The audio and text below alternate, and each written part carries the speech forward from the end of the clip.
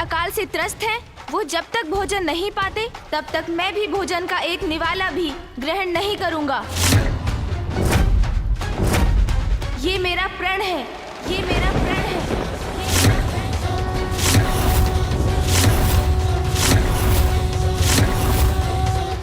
ये कैसा प्रण ले लिया गणेश ने? इतना बड़ा त्याग करेगा गणेश? देवराज इंद्र को शीघ्र ही संदेश भेजना होगा।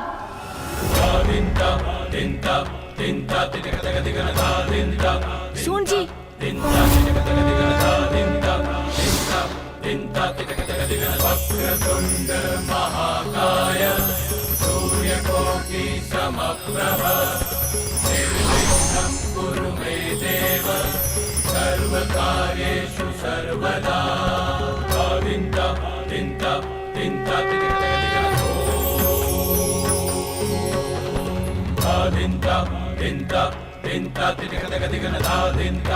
जाओ, शीघ्र देवराज इंद्र को मेरा संदेश पहुंचाओ।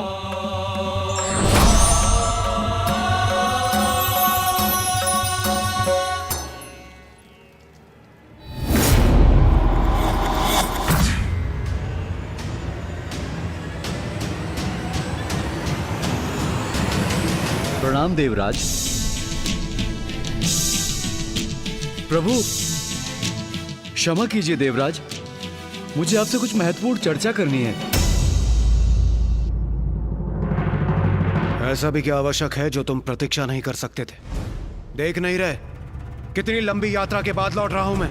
क्षमा करें महाराज, क्षमा करें देवराज।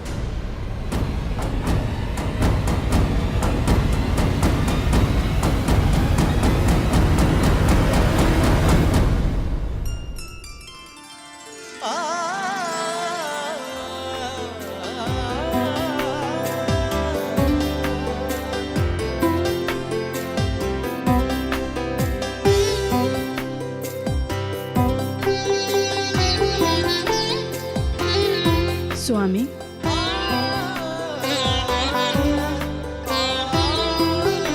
देवी शची, नहीं दर्पण के समक्ष रुक जाइए। स्वामी मुझे क्यों रोक रहे हैं?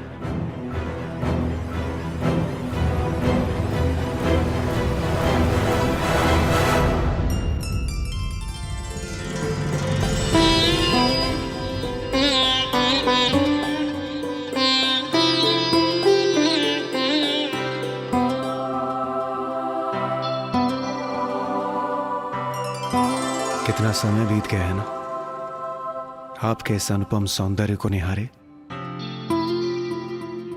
अब कहीं जाकर मुझे अवकाश प्राप्त हुआ है। स्वामी, मुझे इस सुख का आनंद लेने दीजिए प्रिय। अति सुंदर। स्वामी, आपने तो मुझे महादेव और देवी पार्वती के विवाह पर देखा था ना?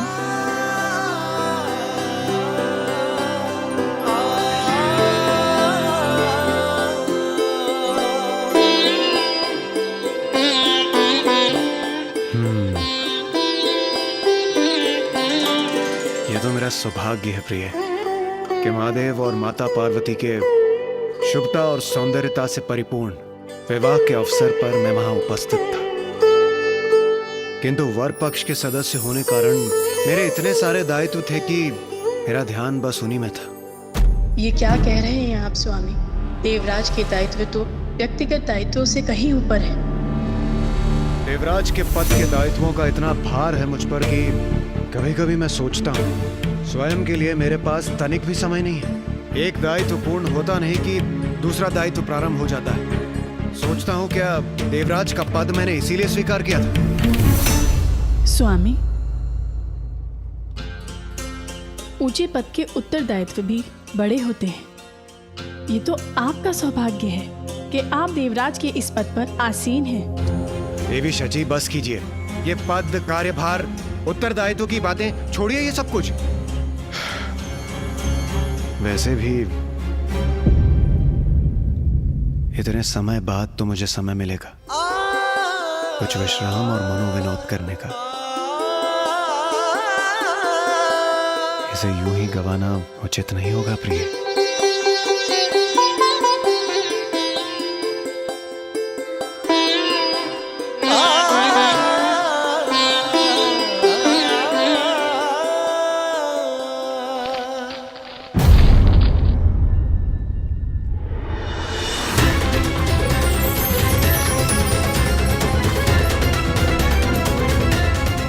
ये क्या है? सूखा पत्ता स्वर्ग में? स्वामी,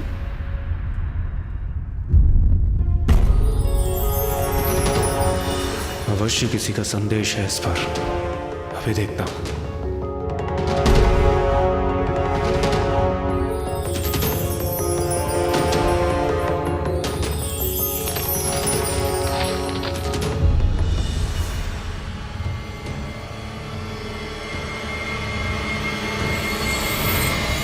देवराज, आपसे कुछ अत्यंत महत्वपूर्ण विचार विमर्श करना है, इसलिए आप शीघ्र कैलाश आ जाइए। गणेश।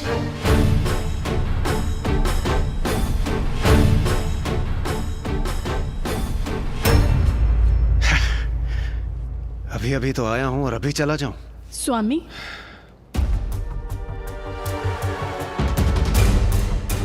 क्या हुआ स्वामी? ये देखिए देवी शची, कार्य कार्य बस कार्य। गणेश जी ने मुझे देवराज को पुनः कैलाश बुलाया। ये संदेश भेजा है उन्होंने कि मुझसे कुछ अत्यंत आवश्यक विचार विमर्श करने हैं। पता नहीं ऐसा भी क्या है। स्वामी, प्रथम पूज्य गणेश जी ने आपको बुलाया है तो आपको अवश्य ही जाना चाहिए। देवी शची, आप ये क्या कह रही हैं? मैं उन्हीं के कार्यों में तो व्यस्त था। महादेव और माता पार्वती के विवाह से अभी अभी तो मैं लौटा हूं। इस प्रकार तो आजीवन मैं उन्हीं के कार्यों में बंधा रहूंगा और स्वयं के लिए, विश्राम के लिए मेरे पास तनिक भी समय नहीं बचेगा। स्वामी, उन्होंने बुलाया है तो अवश्य ही कोई महत्वपूर्ण कार्य होगा। आपको निसंकोच वहां जाना चाहिए। विश्राम तो आप लौटकर भी कर सकते हैं। नहीं देवी शची, इस प्रकार तो एक कार्य का चक्र कभी नहीं थमेगा।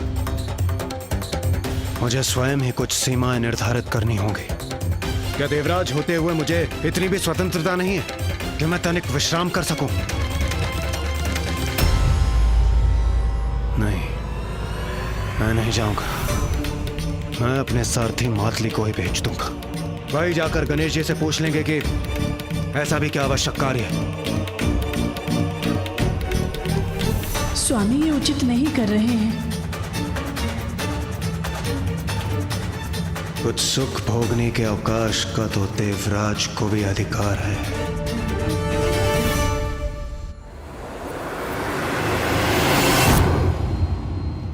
प्रणाम प्रथम पूज्य गणेश जी। प्रणाम कुमार कार्तिकेय। मैं देवराज इंद्र का सारथी मातली हूँ। उन्हीं के आदेश अनुसार आपके समक्ष उपस्थित हुआ हूँ। आप अकेले आए हैं? देवराज स्वयं नहीं आए? जी नहीं, वो बहुत थके हुए थे। उन्हीं के आदेश के अनुसार मैं आपके पास आया हूँ। मैं आपका संदेश उन तक पहुंचा दूंगा। थके हुए थे, ये कारण है उनके नहीं आने का? मातली जी, देवराज को मेरा संदेश दीजिए कि मैं उनसे अभी मिलने का इच्छुक हूँ। प्रथम पूज्य होने के नाते ये मेरा आदेश है। अवश्य प्रभु। ये कैसा अनुचित आचरण किया देवराज ने? मेरा संदेश पाकर देवराज स्थिति की गंभीरता अवश्य समझेंगे। मुझे विश्वास है वो मेरे संदेश का मान रखेंगे।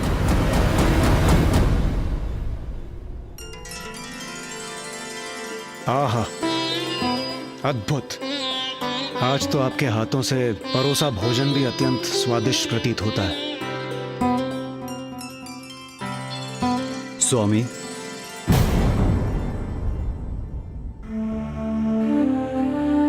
क्या हुआ मातली?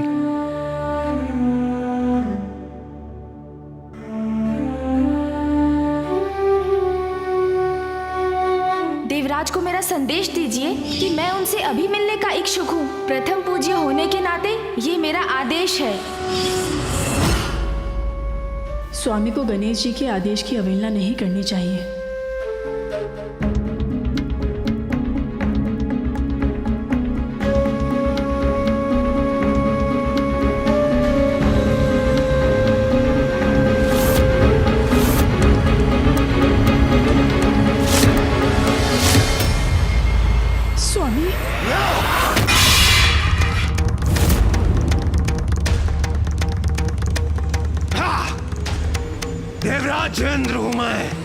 सभी के दिए आदेशों को स्वीकार करने का निरादर चाहूंगा, कदापि नहीं। शांत हो जाइए स्वामी। शांत नहीं होऊंगा मैं। आज ही महादेव से भेंट करूंगा मैं और इस विषय में बात करूंगा उनसे।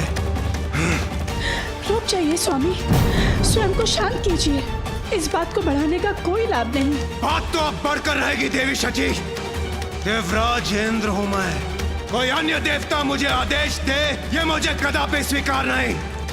स्वामी, मात्र माता पार्वती और भोलेनाथ का पुत्र होने कारण हम उन्हें वो पद प्रदान कर दे जिस पद की योग्यता प्रमाणित करने के लिए उन्होंने अब तक कुछ भी नहीं किया।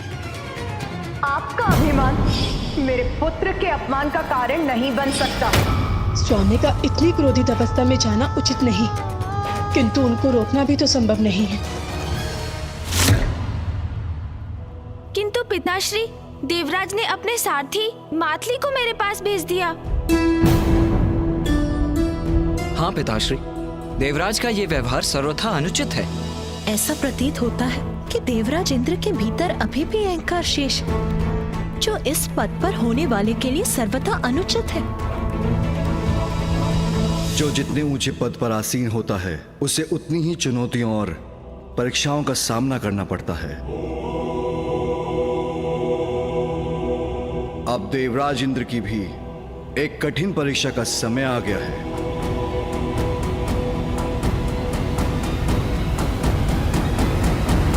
देवराज की परीक्षा?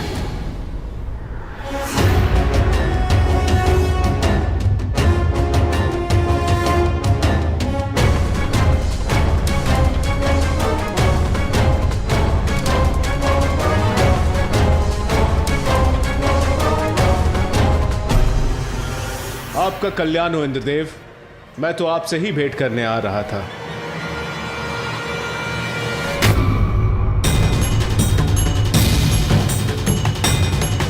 ये क्या, देवराज ने मुझे देखा तक नहीं? देवराज, देवराज सुनिए। देवराज। देवगुरु बृहस्पति। क्या हुआ देवी सची? देवराज इंद्र इतने आवेश में गए कि उन्होंने मुझे अनदेखा कर दिया, और आप इतने व्याकुल हैं। गणेश जी ने उन्हें अपने यहाँ बुलाया था।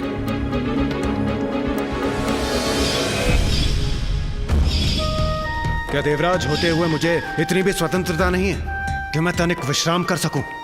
नहीं, मैं नहीं जाऊंगा। मैं अपने सारथी मातली को ही भेज दूंगा। देवराज को मेरा संदेश दीजिए कि मैं उनसे अभी मिलने का इच्छुक हूँ। प्रथम पूज्य होने के नाते ये मेरा आदेश है। उसके बाद ये सब हो गया। मैं आपसे विनती करती हूँ देवगुरु बृहस्पति, आप स्वामी के साथ कैलाश चले जाइए। कहीं वो क्रोध में आकर कोई भूल न कर बैठे। मैं आपसे विनती करती हूँ देवगुरु, कृपया कर आप उनके साथ चले जाइए। उचित है देवी।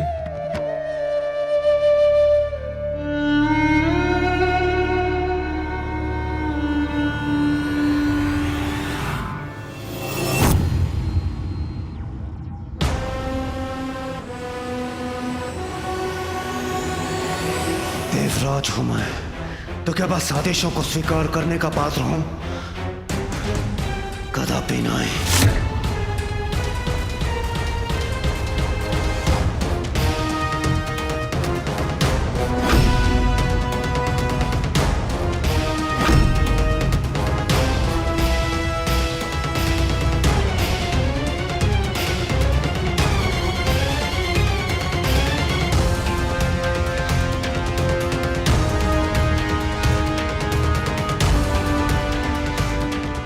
रुक जाइए देवराज इंद्र, रुक जाइए।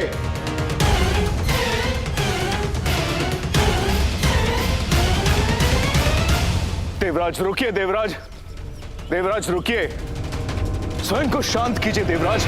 इतना आवेग उचित नहीं है। देवगुरु, मेरे मन में आपके प्रति अत्यंत श्रद्धा है और मैं आपका अपमान नहीं करना चाहता। यदि आप मेरे साथ चलने के लिए उत्सुक हैं तो चलिए, किंतु मुझे रोकने का प्रयास मत कीजिए। और आप वहां होंगे तो मेरे और महादेव के बीच होने वाले निर्णायक संवाद, उसके आप साक्षी होंगे।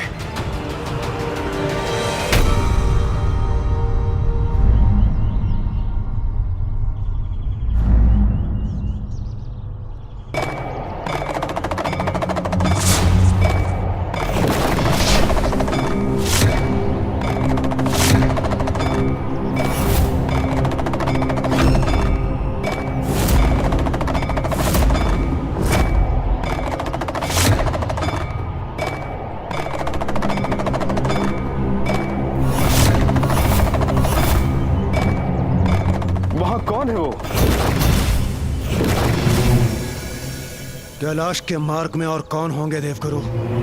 अघोरी ही होंगे ना?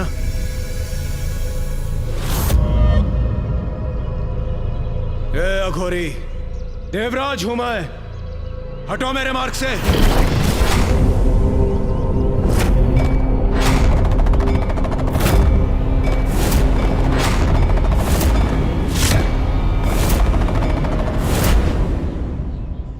लगता है तुमने सुना नहीं। शांत हो जाइए इंद्रदेव। मुझे बात करने दीजिए। समझाइए इस दुष्ट अघोरी को, बताइए इसे कौन हूं मैं।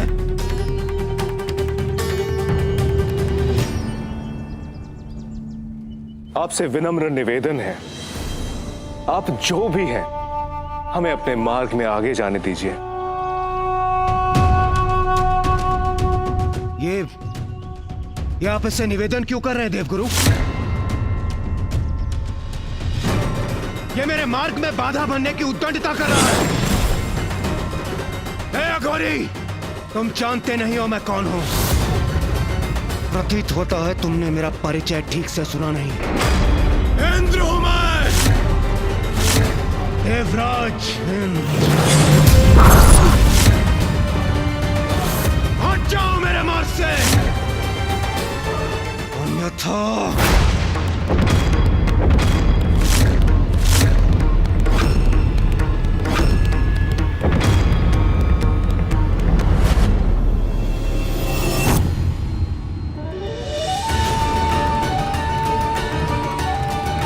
देवराज इंद्र का अहंकार उन पर और हावी हो रहा है।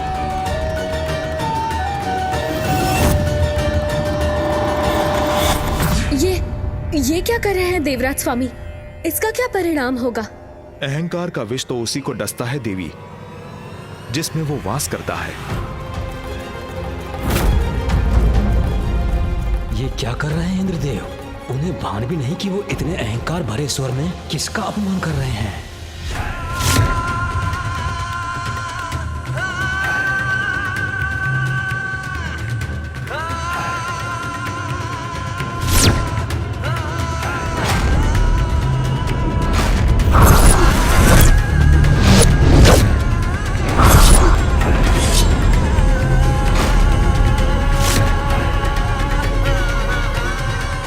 शक्ति नहीं है क्या? हट जाओ मेरे मार्ग से और जाकर कह दो प्रथम पूज्य गणेश जी से, देवराज इंद्र पधारे हैं, देवराज इंद्र पधारे हैं, देवराज इंद्र पधारे हैं, देवराज इंद्र पधारे हैं।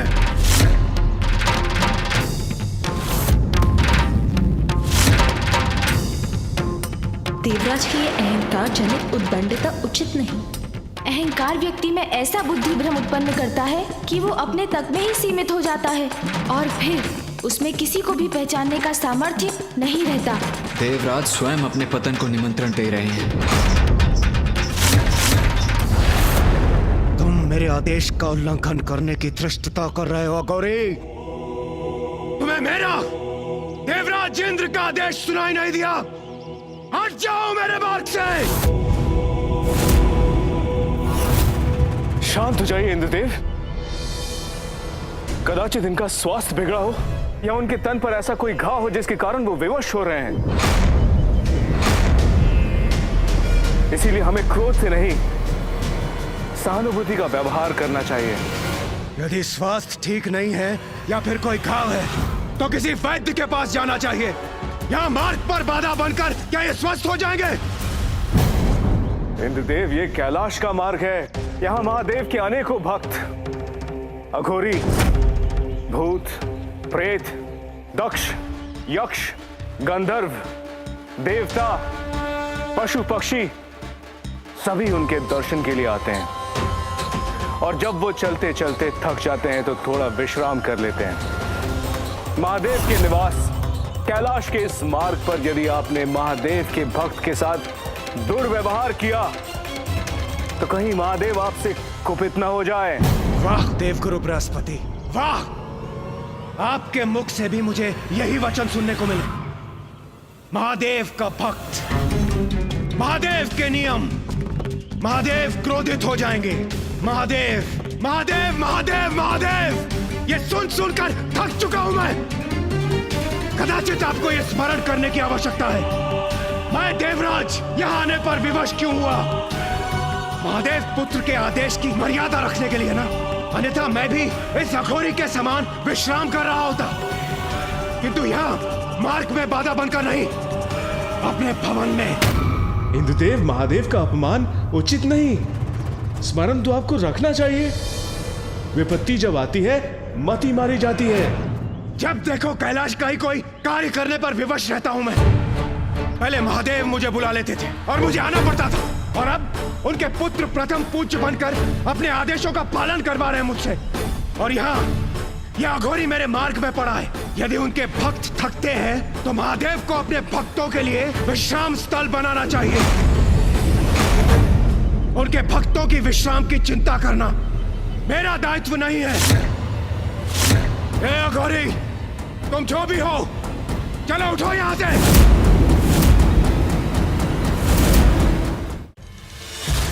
इंद्रदेव का तो जैसे स्वयं पर कोई नियंत्रण ही नहीं है। ए अघोरी, अंतिम चेतावनी दे रहा हूं मैं तुम्हें, हट जाओ मेरे मार्ग से, अन्यथा। इंद्रदेव रुक जाइए और कुछ मत कहिए। क्रोध में हैं आप, और क्रोध में कहे वचन सदा अनिष्ट करते हैं। देवगुरु, मुझे रोकने के स्थान पर आप स्वयं अपने पैर से ठोकर मारकर इस दुष्ट को मेरे मार्ग से क्यों नहीं हटाते?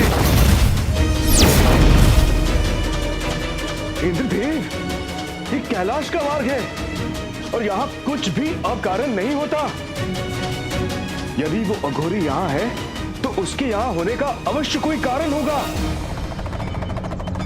वो अपने स्थान से नहीं हट रहे हैं तो रहने दीजिए। कैलाश जाने का तो एक अन्य मार्ग भी है, हम उसी पीछे के मार्ग से चले जाते हैं। आइए चलिए। देवगुरु, जो चौर्य कर्म करते हैं, अपराधी होते हैं, वो पीछे के मार्ग से जाते हैं, देवराज इंद्र नहीं। और आप मुझे मार्ग परिवर्तन करने का सुझाव दे रहे हैं, वो भी इस तुच्छ अघोरी के लिए।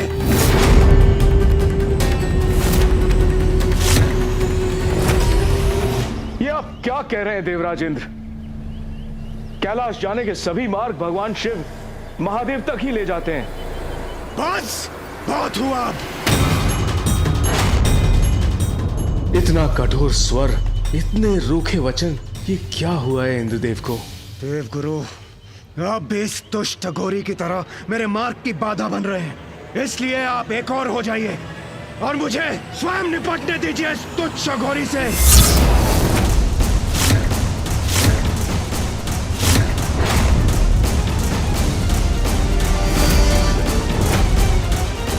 आप क्या करने जा रहे हैं देवराज? देवराज हूं मैं, और मुझे मेरे आदेशों का पालन करवाना आता है।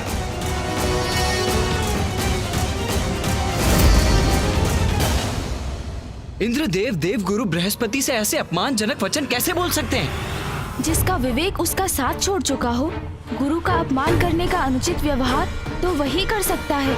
जब अहंकार किसी पर छाता है तो वो सम्मान और अपमान का भेद भूल जाता है। ये इंद्रदेव नहीं, उनके अहंकार का स्वर है। सुनने की शक्ति से रिक्त हो या फिर बहुत बड़े अहंकारी हो।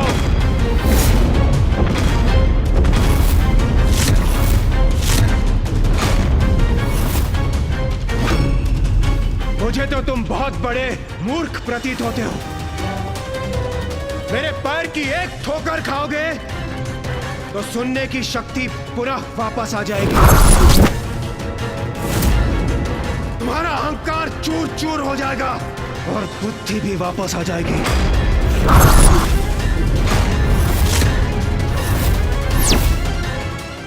कहीं देवराज जो कह रहे हैं वो कर ही न दे। इंद्रदेव पिताजी को दुत्कारने का दुस्साहस कर रहे हैं। इतनी प्रभावी है तुम्हारी ठोकर तो स्वयं को ठोकर दे लो। कदाचित तुम्हारी मूर्खता का अंत हो जाएगा।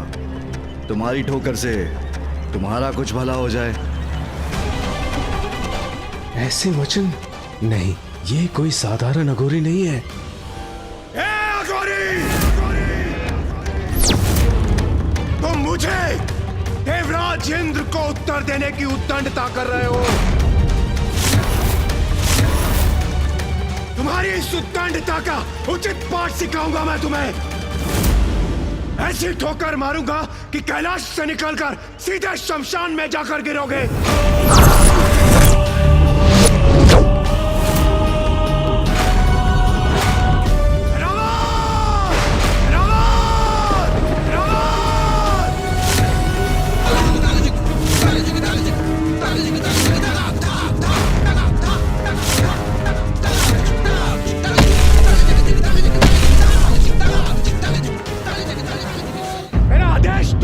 सर्वोपरि है ऐरावत, उसे शीघ्र पूर्ण करो।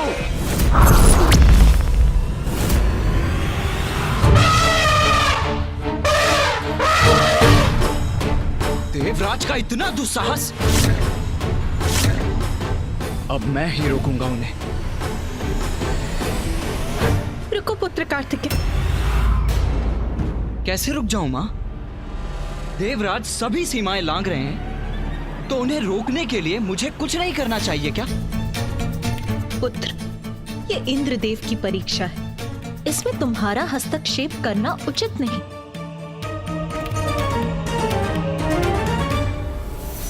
उचित है मां।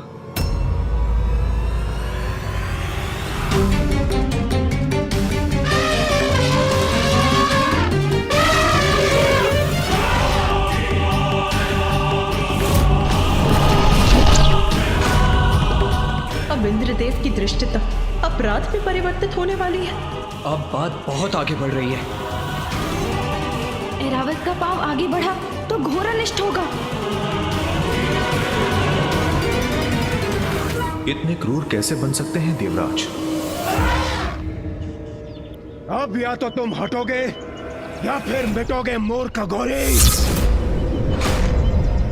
ये उचित नहीं कर रहे आप इंद्रदेव, ये उचित नहीं कर रहे आप।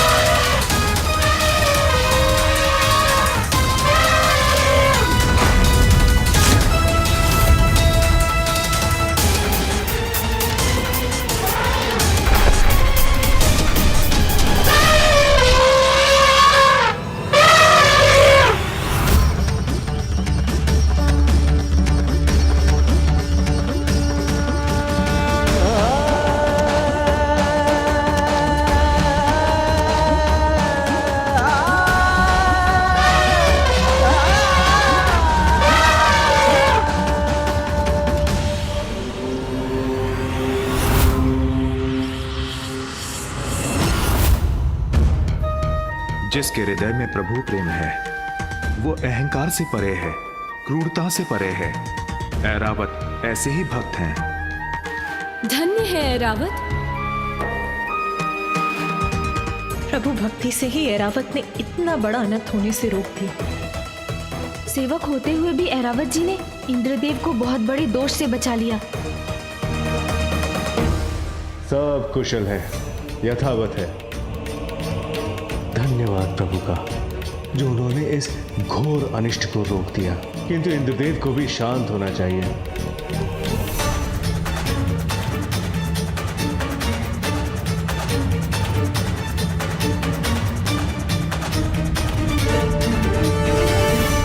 ये ऐरावत मेरे आदेश की अवहेलना कैसे कर रहा है? ऐरावत, तुमने अपने स्वामी के आदेश की अवहेलना कैसे की? इसका उचित दंड दूंगा मैं तुम्हें।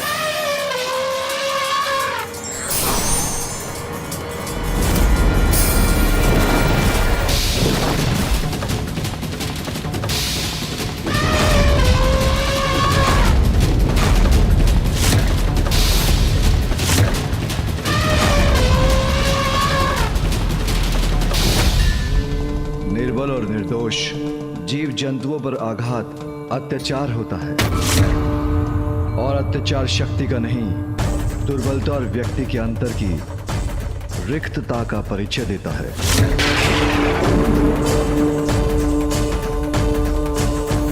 कहो, क्या विचार है तुम्हारा? ओ, तो अत्याचार पर प्रवचन देने के लिए तुम्हारी जीवा ने कष्ट कर ही दिया।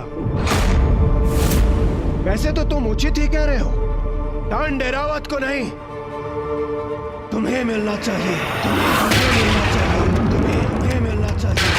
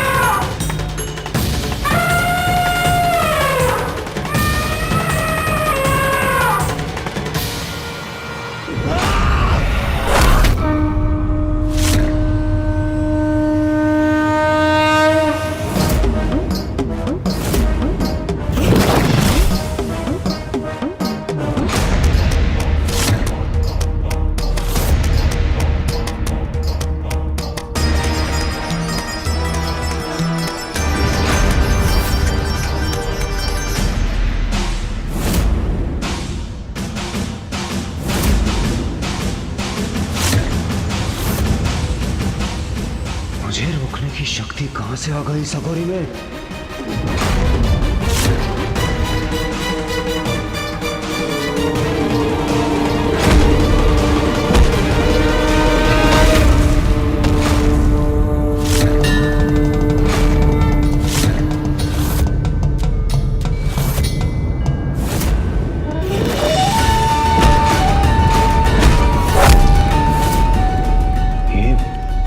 ये क्या हुआ? मेरा दंड कैसे पकड़ लिया इसने? मुझे पीछे हटने पर विवश कैसे कर दिया? असंभव।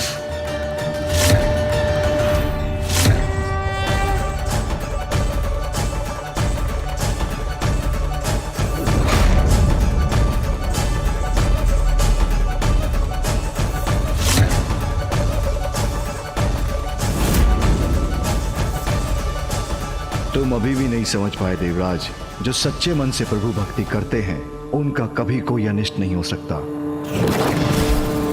ऐसा प्रचंड और भव्य व्यक्तित्व कौन है ये अघोरी? अहंकार वो विकार है जिसके वश में आने पर व्यक्ति जो भी करता है अनुचित ही करता है और अकारण अन्य सभी जीवों को कष्ट पहुंचाता है।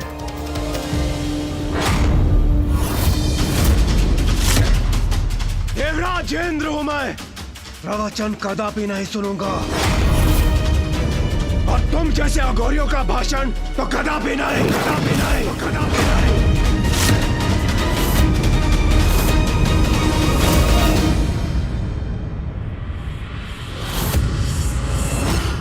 अब तो ये अपने आसन से उठ गए हैं। आइए हम भी जरा हटकर आगे चलते हैं। ए अघोरी, हटो एक और। कैसा हट है इंद्रदेव? हम उनसे हटकर जा सकते हैं। आइए आइए चलिए। नहीं देवगुरु, एक अघोरी के लिए देवराज अपना मार्ग परिवर्तन कर ले, ये उचित नहीं है। देवराज जब अपने मार्ग पर अग्रसर होता है तो अन्य को अपने मार्ग से हटना पड़ता है। देवराजेंद्र कौन आए? सेवा के लिए होता है देवराज का पद। तुम्हारे मार्ग से सभी का हटना तुम्हारा सम्मान नहीं, अपितु अहंकार मात्र भय है। और अहंकार से भला कोई किसी का सम्मान कहां पा सकता। बस बहुत हुआ तुम्हारा प्रवचन, अब हट जाओ मेरे मार्ग से।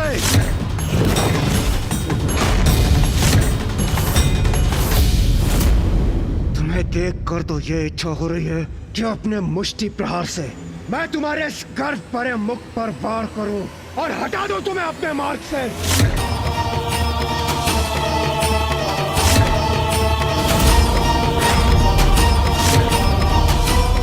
तो तुम्हें स्पर्श कर मैं स्वयं को मैला नहीं करना चाहता। तुम्हारे स्वामी महादेव से मिलने जा रहा हूं मैं। उनसे भेंट कर उन्हें अवश्य बताऊंगा कि भूतों के समान विचरण करने वाले तुम जैसे अघोरियों की यहां प्रवेश करने की अनुमति नहीं होनी चाहिए।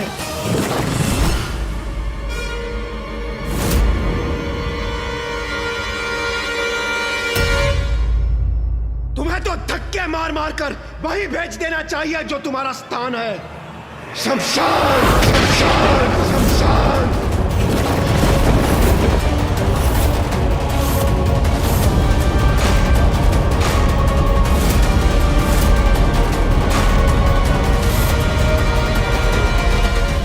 इन दिव्य पुरुष को ये कैसे शब्द बोल रहे हैं इंद्रदेव? कदाचित महादेव को तुम्हें ही कुछ समय के लिए शमशान भेज देना चाहिए। वही तुम्हारे अहंकार की चिता जलेगी।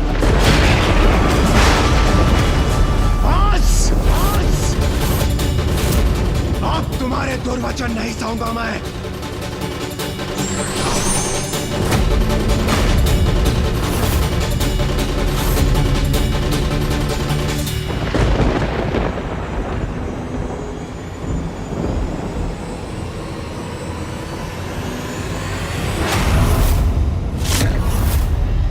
जाइए इंद्रदेव, रुक जाइए। अब मुझे कोई नहीं रोक सकता,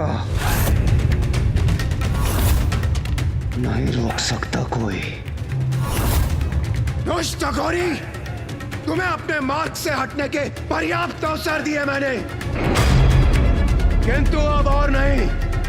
ये वृष्टि का देवता देवराज इंद्र तुम्हें अतिवृष्टि का बवंडर दिखाएगा।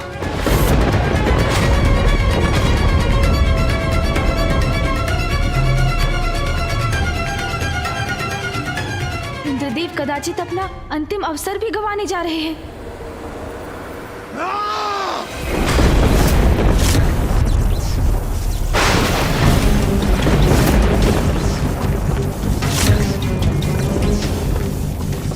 अब इंद्रदेव को अपना वास्तविक परिचय देना ही होगा मुझे।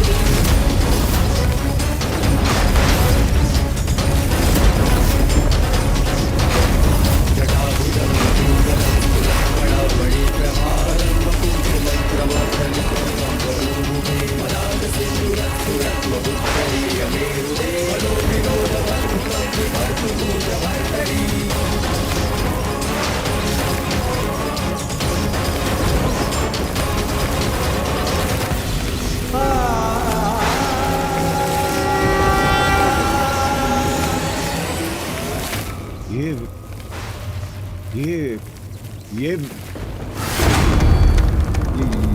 तो देवराज होकर इतना अहंकार कि जो आपके मार्ग में आए वो स्वयं शीश झुकाकर हट जाए।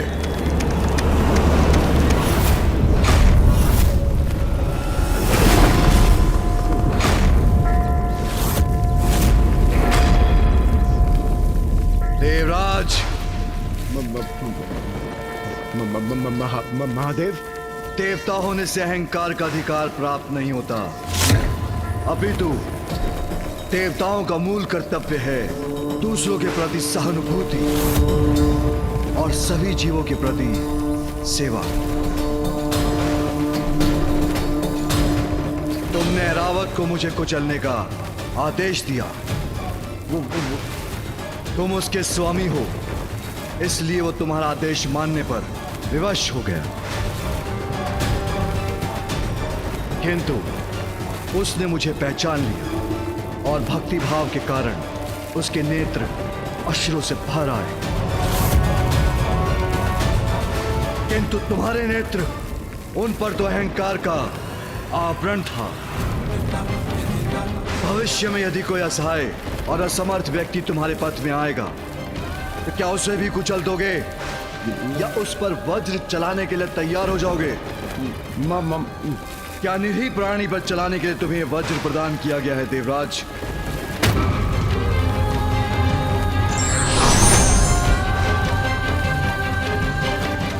नहीं, तुम्हारे जैसे अहंकारी का देवराज के पद पर स्थापित होना उचित नहीं।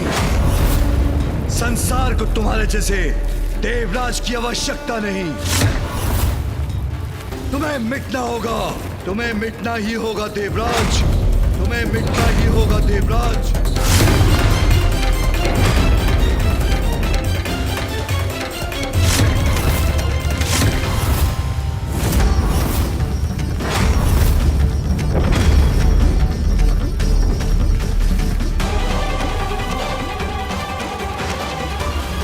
कैसा ऑनर तोड़े जा रहा है?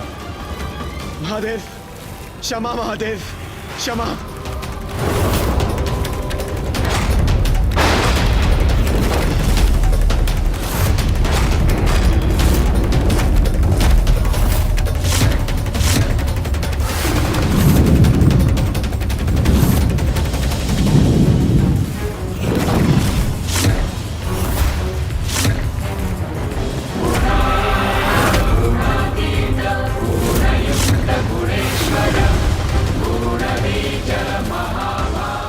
तीसरा नेत्र खुलने वाला है, अर्थात अब इंद्रदेव सुरक्षित नहीं।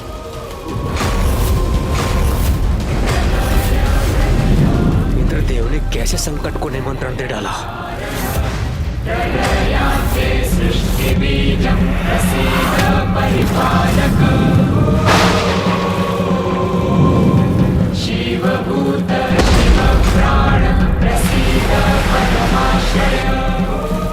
महादेव की क्रोधाग्नि से अपना बचाव कैसे करूं मैं?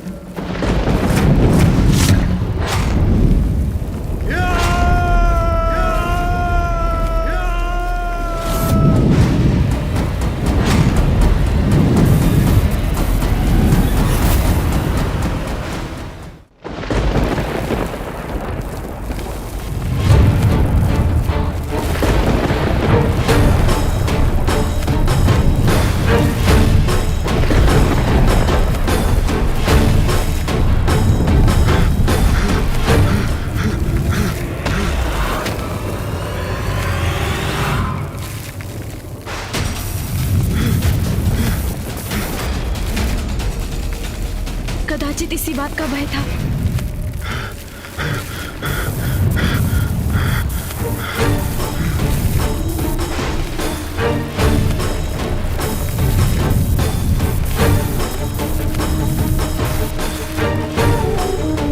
समीप आ रही है महादेव की क्रोधाग्नि। मुझे और तीव्र गति से भागना चाहिए।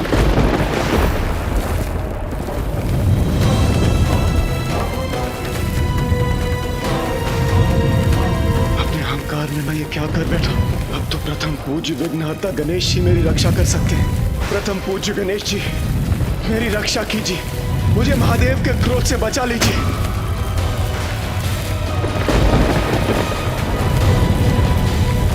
मेरी रक्षा कीजिए प्रथम पूज्य गणेश जी। पिताश्री को शांत कराइए माँ। अहंकार के लिए क्या इंद्रदेव को इतना बड़ा दंड देना उचित है? हाँ माता।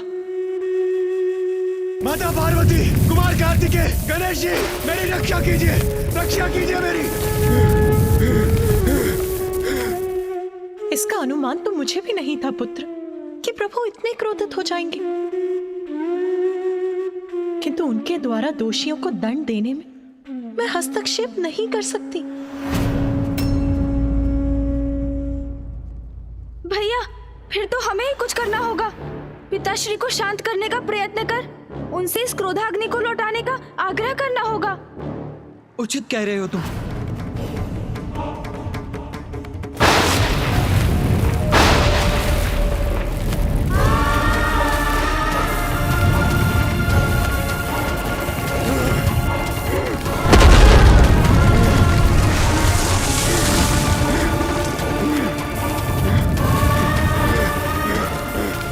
महादेव की क्रोधाग्नि तो मेरी ओर बढ़ी आ रही है। मैं तनिक भी विश्राम नहीं कर सकता।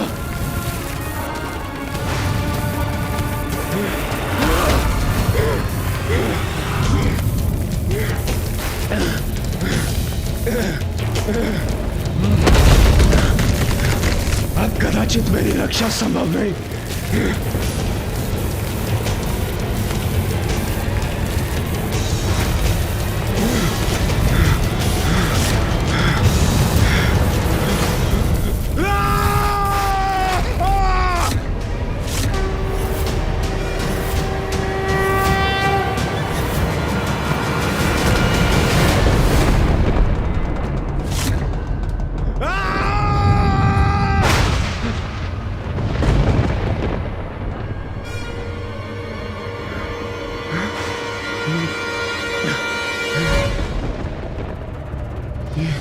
ये क्या मेरे प्राण पखेरु उड़ रहे हैं?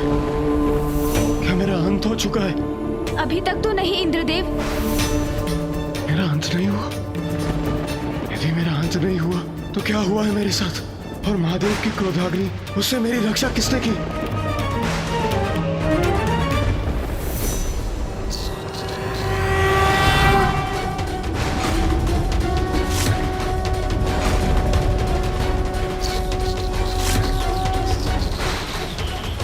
तो गणेश जी ने मेरी गुहार सुन मेरी रक्षा की। अब ज्ञात नहीं क्या होने वाला है।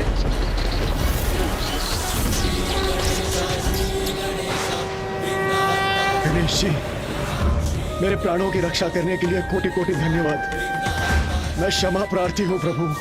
इंद्रदेव, अभी धन्यवाद का समय नहीं आया, क्योंकि अभी तक आप सुरक्षित नहीं हैं। ये आप क्या कह रहे हैं गणेश जी? ये आप क्या कह रहे हैं?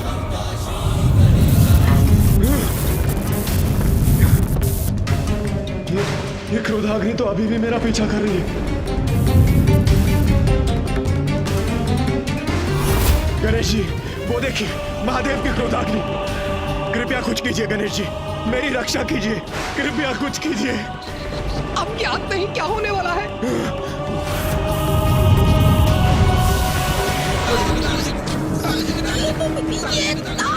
प्रभु, कहीं महादेव की क्रोधाग्नि मुझे ही ना भस्म कर दे।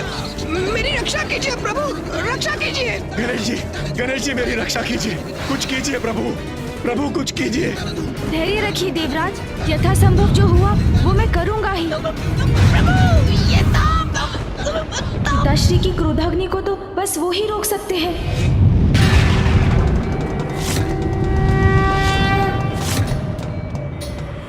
पिताश्री,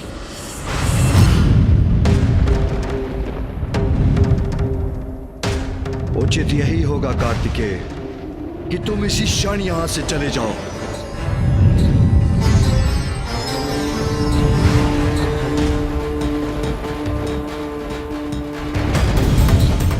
पिताजी का ये भीषण क्रोध तो अनर्थकारी हो सकता है। शांत हो जाइए पिताश्री, कृपा कीजिए, मेरी गुहार स्वीकार कीजिए पिताश्री।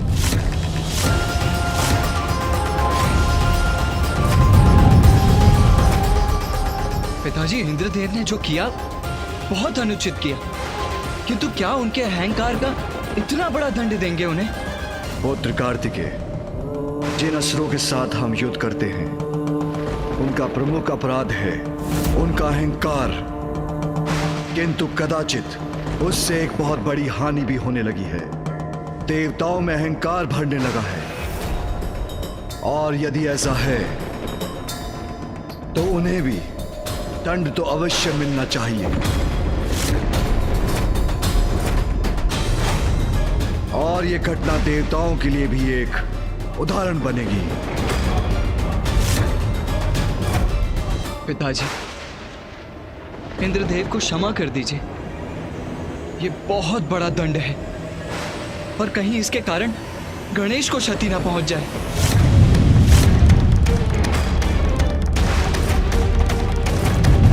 पिताजी तो शांत ही नहीं हो रहे हैं। अन्याय नहीं न्याय करूंगा मैं। उनके अहंकार का जो दंड असुरों को प्राप्त होता है, वही दंड देवराज को भी दूंगा मैं।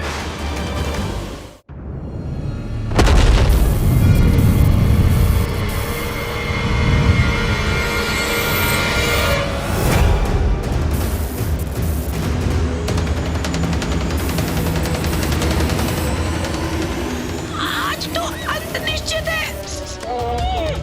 इस प्रकार तो मूषक जी पर आरूढ़ होकर हम पिताश्री की क्रोधाग्नि को पीछे नहीं छोड़ सकेंगे। मुझे इंद्रदेव को अधिक से अधिक समय तक सुरक्षित रखने का कोई और उपाय करना होगा।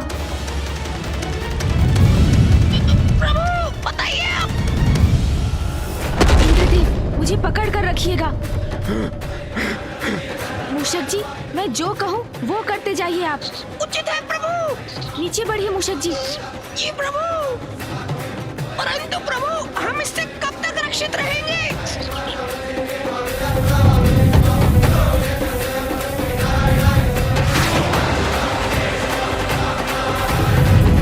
अब ऊपर चलिए मूषक जी। जी उचित है प्रभु।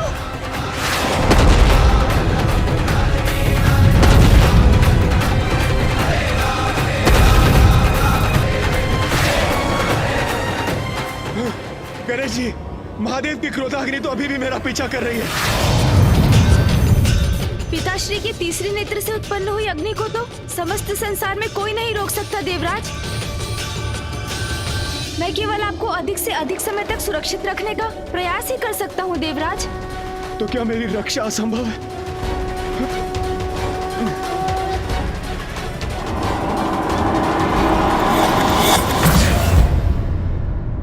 महादेव, देवराज का आचरण उचित नहीं था, किंतु उनकी ओर से मैं क्षमा याचना करता हूँ। कृपा कीजिए प्रभु, शांत हो जाइए। पिताश्री, यदि आप शांत नहीं हुए तो घोर अनिष्ट हो जाएगा।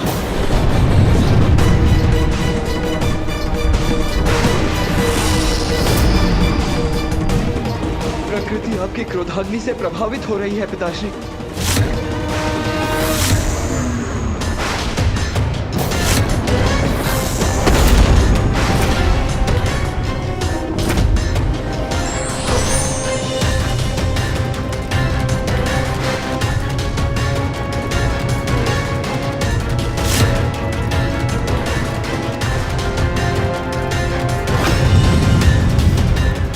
महादेव, मैं विश्वास दिलाता हूं, देवराज इंद्र उचित पाठ सीख चुके हैं। कृपा कीजिए, आप भी शांत हो जाइए। महादेव, देवराज इंद्र को भस्म करने से कुछ प्राप्त नहीं होगा। अपितु यदि वर्षा के देवता को नष्ट किया गया तो प्रकृति पर और बुरा प्रभाव पड़ेगा।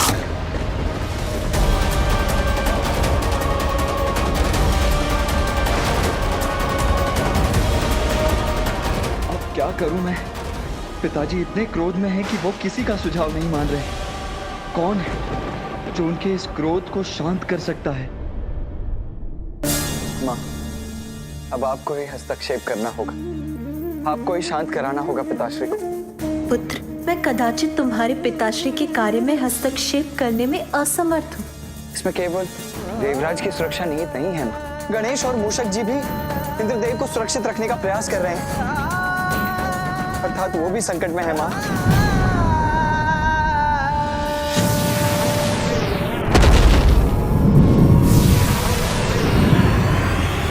यदि इंद्रदेव को कुछ हुआ तो समस्त संसार पर अनिष्ट की छाया पड़ जाएगी।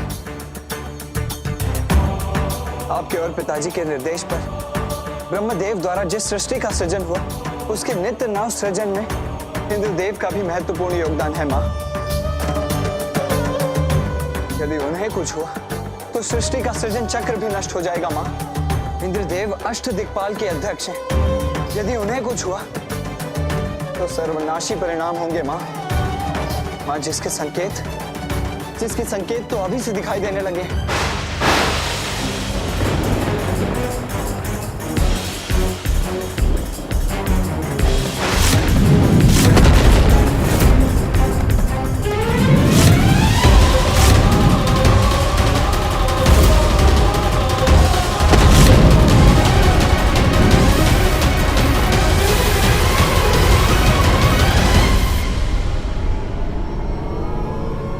मैं विनती करता हूँ माँ, पिताजी को मना लीजिए। उन्हें शांत करने के लिए आपको ही कुछ करना होगा माँ।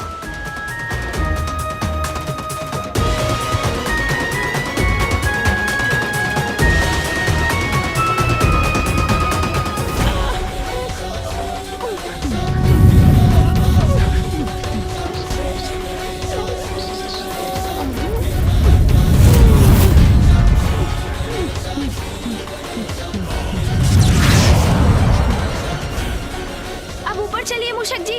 उचित है प्रभु।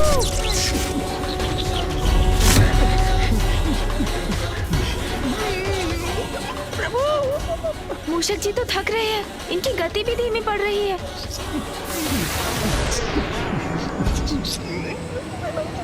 अपना वेग कम मत कीजिए, अपनी तीव्रता बढ़ाइए मूषक जी। प्रभु आप स्वयं भी इस संकट में फंस गए हैं और मुझे भी फंसा दिया। महादेव के क्रोधाग्नि से तो अब हमारा बचना असंभव है। आपने इंद्रदेव को उनका दंड क्यों नहीं भुगतने दिया? नहीं मूषक जी, ये आप क्या कह रहे हैं? मूषक जी आप अपना ध्यान बस अपने वेग पर लगाइए, शीघ्र चलिए। जी प्रभु। और इंद्रदेव आपके समक्ष आपकी रक्षा का मात्र अब एक ही उपाय है, और वो उपाय है महादेव। महादेव महादेव मुझे क्षमा कर दीजिए, मैं अहंकार के वश में कभी नहीं आऊंगा प्रभु। प्रभु मैं आपको वचन देता हूँ, प्रभु मुझे क्षमा कर दीजिए। महादेव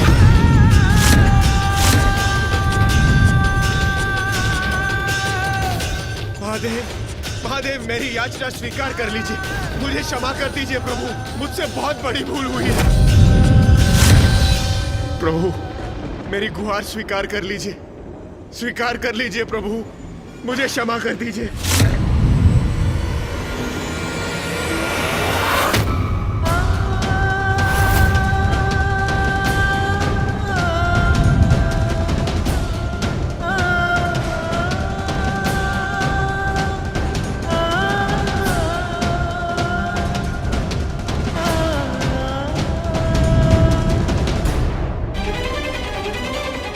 महादेव तो अभी क्रोधित हैं।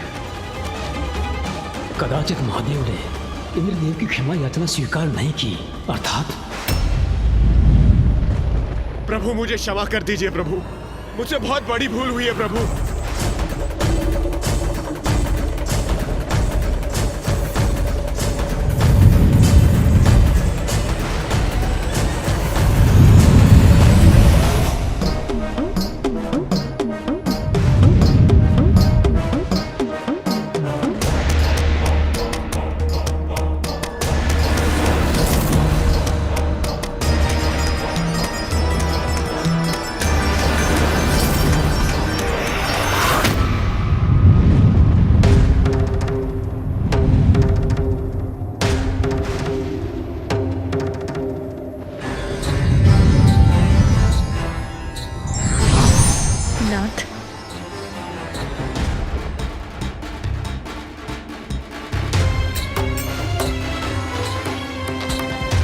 परीक्षा परीक्षार्थी के अच्छे परिवर्तन के लिए होती है, उसके अंत के लिए नहीं। मैं आपसे विनती करती हूँ ना, इंद्रदेव अपनी भूल स्वीकार कर चुके हैं, अब आप भी शांत हो जाइए।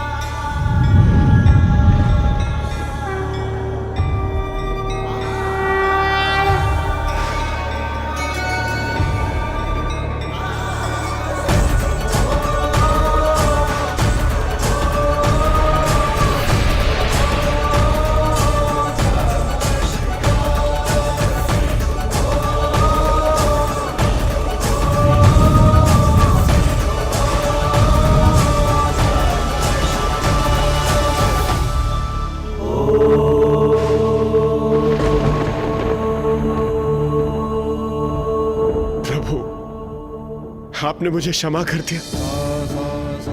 मैं सुरक्षित हूं प्रभु। आपको कोटि कोटि नमन करता हूं प्रभु। आपका कोटि कोटि धन्यवाद। मैं वचन देता हूं प्रभु, मैं आपको कभी भी निराश नहीं करूंगा।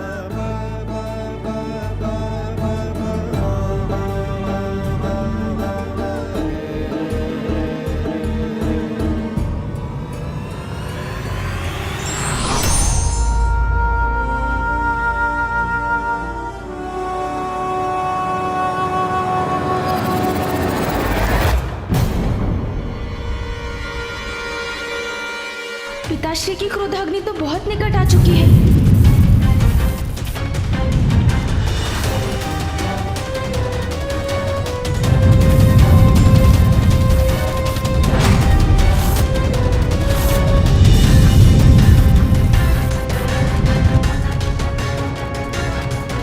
महादेव की क्रोधाग्नि? महादेव की क्रोधाग्नि तो अभी भी इंद्रदेव पर लक्षित है।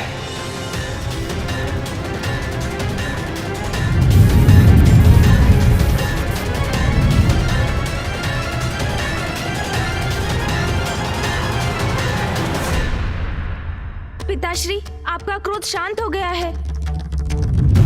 अब तो अपनी क्रोधाग्नि को रोक दीजिए। हाँ हाँ प्रभु, हाँ, मान जाइए प्रभु।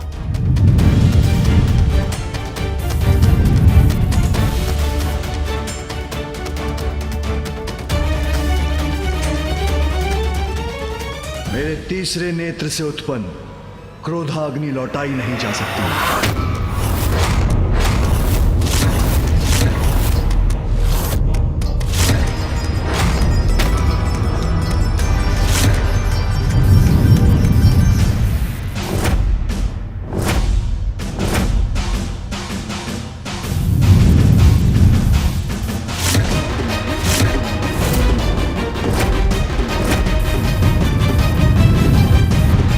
महादेव की क्रोधाग्नि मुझे लीलने वाली, कदाचित यही मेरी नियति है।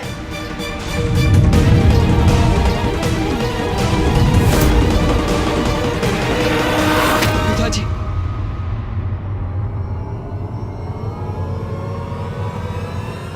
माता, आप भी मुझे क्षमा कर दीजिए और मुझ पर एक और उपकार कीजिए। मेरी पत्नी देवी शची तक मेरे अंतिम संदेश के रूप में मेरे सभी दोषों की क्षमा याचना पहुंचा दीजिए माता।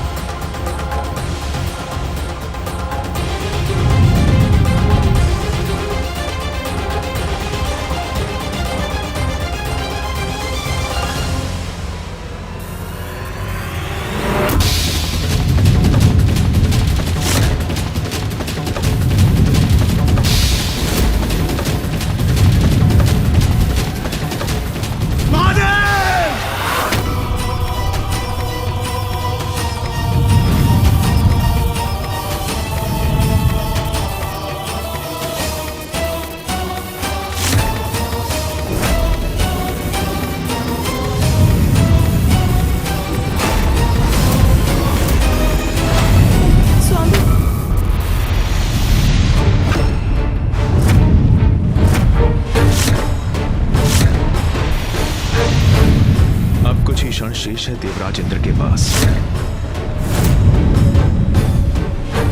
इंद्रदेव ने उचित अनुचित का भेद समझने में बहुत विलंब कर दिया। पिताश्री की क्रोधाग्नि की शक्ति को लौटाया नहीं जा सकता, तो अब क्या उपाय है इंद्रदेव की रक्षा का?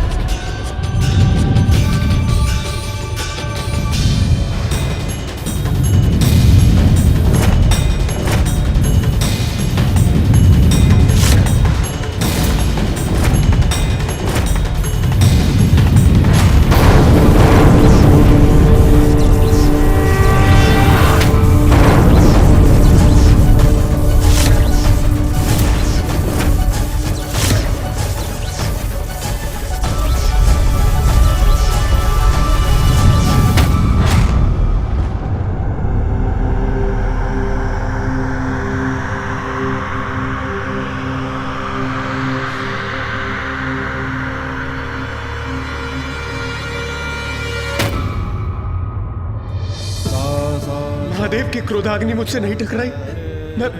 मैं सुरक्षित हूं।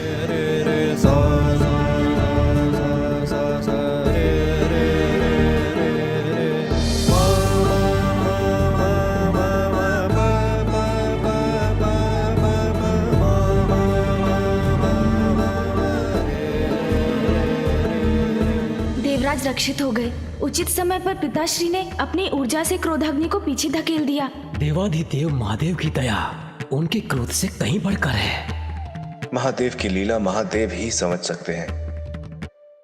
धन्य है आप पिताश्री, आपने अपनी क्रोधाग्नि की दिशा मोड़कर उसकी मर्यादा भी रखी और इंद्रदेव के प्राणों की रक्षा भी कर ली।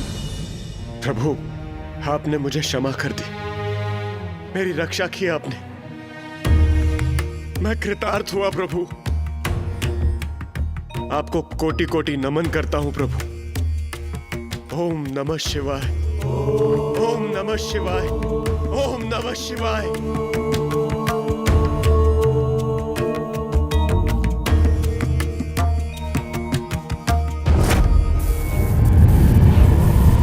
किंतु पिताश्री, आपकी क्रोधाग्नि ऐसे तो शांत नहीं हो सकती। जब तक किसी को लक्षित नहीं करेगी तब तक ये शांत नहीं होगी।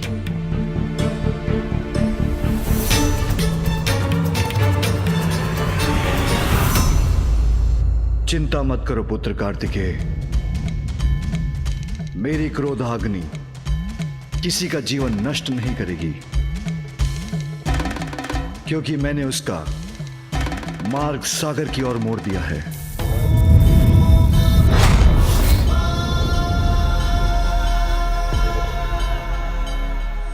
अद्भुत पिताश्री, अद्भुत। आपका न्याय उचित है स्वामी। दोषी देवराज उचित पाठ भी सीख गए और उनको क्षति भी नहीं पहुंची।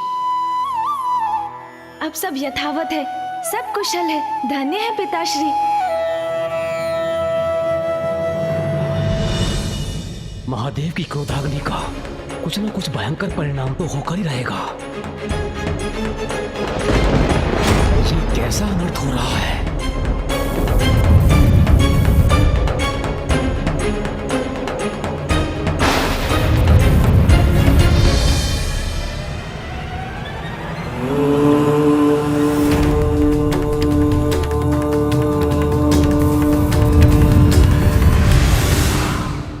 मेरी क्रोधाग्नि अब सागर में विलीन हो गई है। ये शुभता के लक्षण नहीं है। इस सृष्टि पर अवश्य ही कोई नया संकट लेकर आएगा। हर हर महादेव, हर हर महादेव। महादेव की जय हो, महादेव की जय हो, महादेव की जय हो, महादेव की जय हो।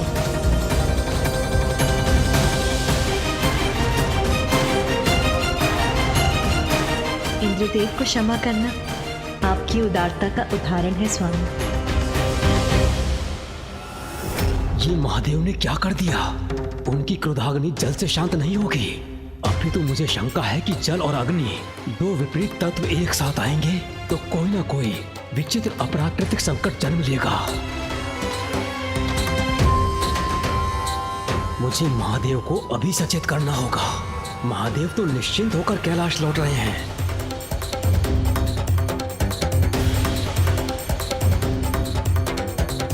किंतु सागर के गर्भ में क्या उत्पन्न हुआ है वो किसी को ज्ञात नहीं। मुझे किसी महासंकट की आशंका हो रही है।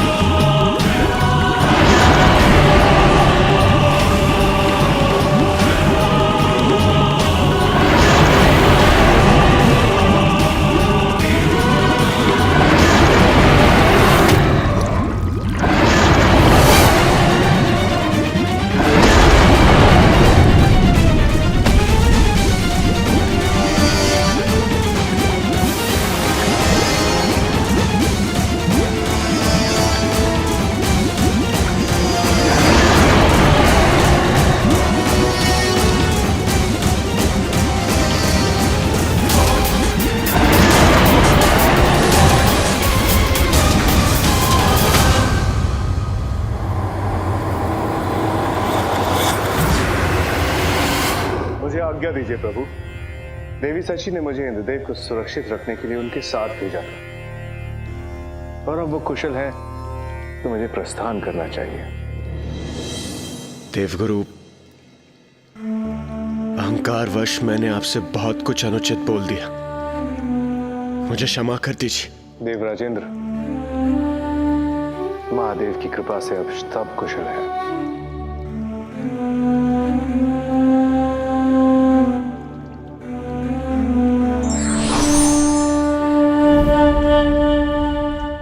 गणेश जी, मुझे ज्ञात नहीं मुझ पर किसकी कुछ से छाया पड़ गई थी, जो आपके बुलाए जाने पर मैंने अपने सारथी माथली को भेजने की धृष्टता की।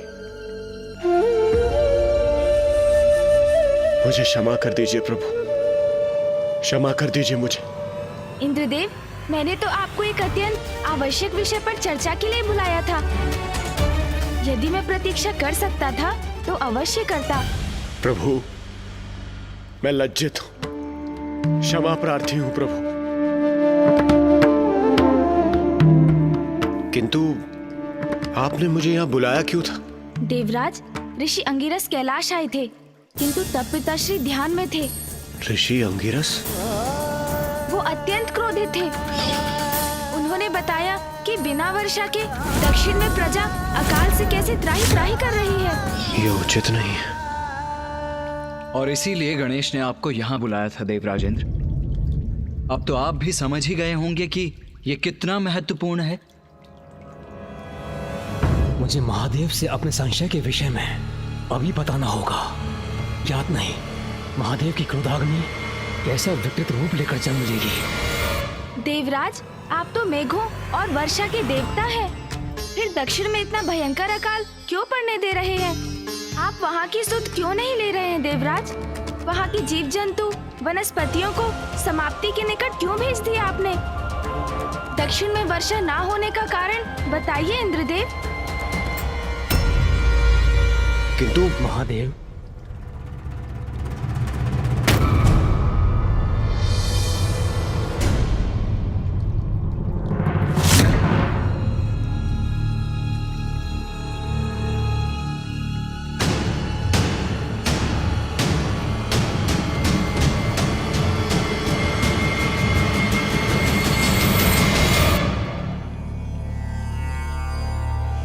महादेव, ये बहुत बड़ी चिंता का विषय है, हमें अभी चर्चा करनी होगी। अवश्य ब्रह्मदेव। गणेश भी उसी चिंता का समाधान ढूंढने का प्रयत्न कर रहा है। गणेश भी समाधान ढूंढ रहे हैं, अर्थात उन्हें भी सागर में उपस्थित संकट का आभास है। हाँ फूफा जी, मैं इंद्रदेव से अभी दक्षिण के अकाल की चिंता पर ही विचार कर रहा था। दक्षिण में अकाल? आप भी विराजिए फूफा जी। कदाचित ये उचित समय नहीं होगा उस प्रसंग के विषय में वार्ता करना। मुझे इसके लिए प्रतीक्षा करनी होगी।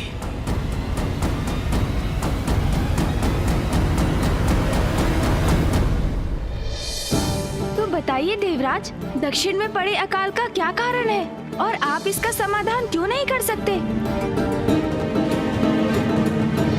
किंतु प्रथम पूज्य श्री गणेश जी, कुमार कार्तिकेय, माता पार्वती, दक्षिण में पड़े अकाल का कारण मैं नहीं।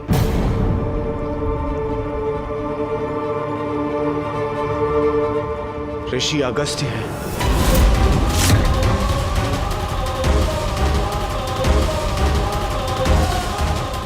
ऋषि अगस्त्य?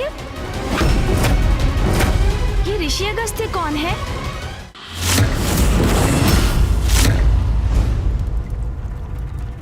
और वो अकाल का कारण कैसे बन गए? तुम्हारे इन प्रश्नों का उत्तर मैं दूंगा गणेश।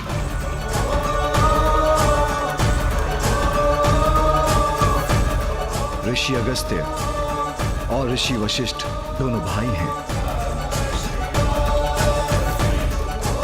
दोनों का जन्म वरुण देव के अंश से एक कुंभ के द्वारा हुआ, और अब ऋषि अगस्त्य ने दक्षिण की नदी कावेरी को अपने कमंडल में रख लिया। उन्होंने नदी को कमंडल में रख लिया? यदि ऐसा है तो मुझे जाने की अनुमति दीजिए पिताश्री। जिससे मैं उस नदी को उनके कमंडल से मुक्त करा सकूं। ऋषि अगस्त्य ऐसा नहीं होने देंगे गणेश। किंतु क्यों पिताश्री? क्योंकि वही नदी ऋषि अगस्त्य की पत्नी भी है। उनकी पत्नी? कौन है यह अद्भुत स्त्री पिताश्री? पुत्र, ऋषि अगस्त्य की पत्नी लोपामुद्रा का जन्म दक्षिण की नदी कावेरी बनने के लिए ही हुआ था।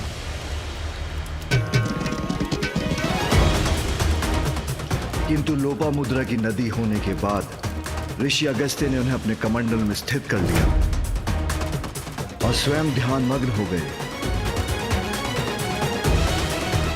जिससे नदी उनके कमंडल में बंद कर रह गई। किंतु पिताश्री, ऐसी अवस्था में कोई ऋषि अगस्त्य को जाकर उन्हें कावेरी को उनके कमंडल से मुक्त कराने के लिए क्यों नहीं कह सकता? सभी उनसे इतने भयभीत क्यों हैं? यदि वो ना माने तो हम उन्हें नदी को मुक्त करने पर बाध्य क्यों नहीं कर सकते पिताश्री?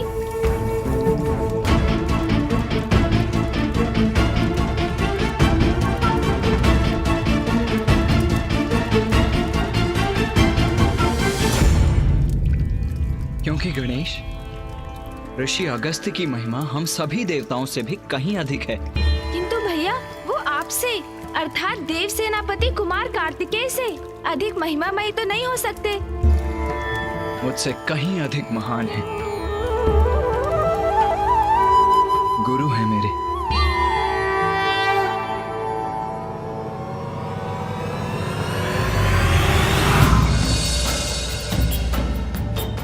स्वस्ति न इंद्रो वृतश्रवाः स्वस्ति न पूषा विश्ववेदाः स्वस्ति नस्तारक्षो अरिष्टनेमि स्वस्ति नो बृहस्पतिर्दधातु मानस्तोके तनयमान आयुषिमानो। तपोबल के ही धनी नहीं, ऋषि अगस्त्य तो युद्ध कला के भी बहुत बड़े ज्ञानी हैं। मानो वीरानुद्रभामिनो बधिरः विश्वमन्तसस्मित्वा हवामहे।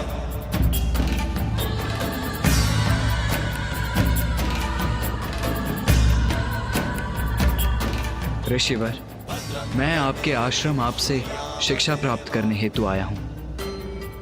कृपया मुझे अपने शिष्य के रूप में स्वीकार कर मल्ल युद्ध अर्थात कलारी पयट्टू की कला सिखाने की कृपा कीजिए।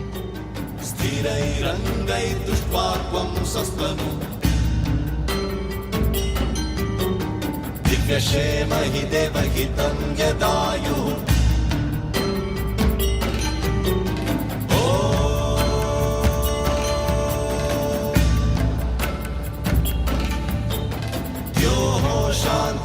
शांतिरन्तरिक्षत्वं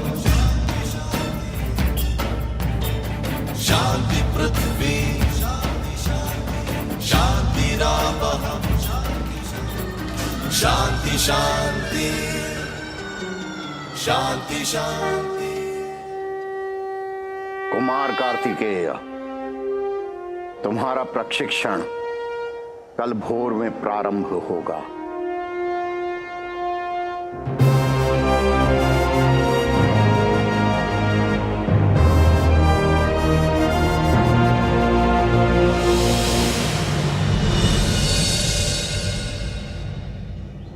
सर्वप्रथम सूर्य नमस्कार।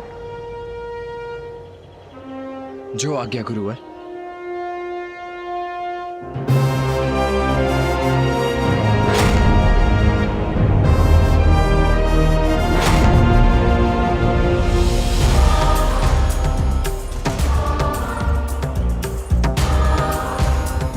युद्ध में एकाग्रता और तत्परता दोनों ही आवश्यक हैं। जी गुरुवर।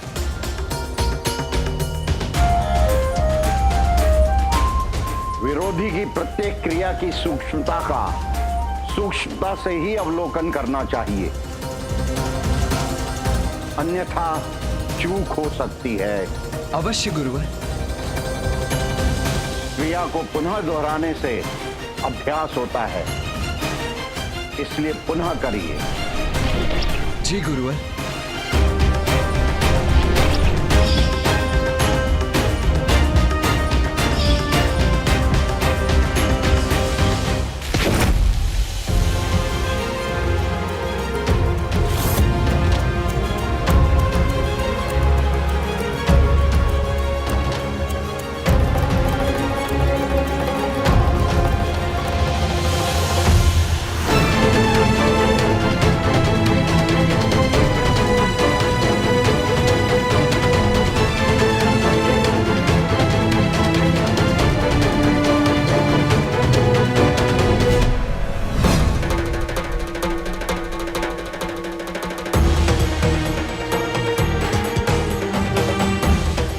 प्रयत्न करिए।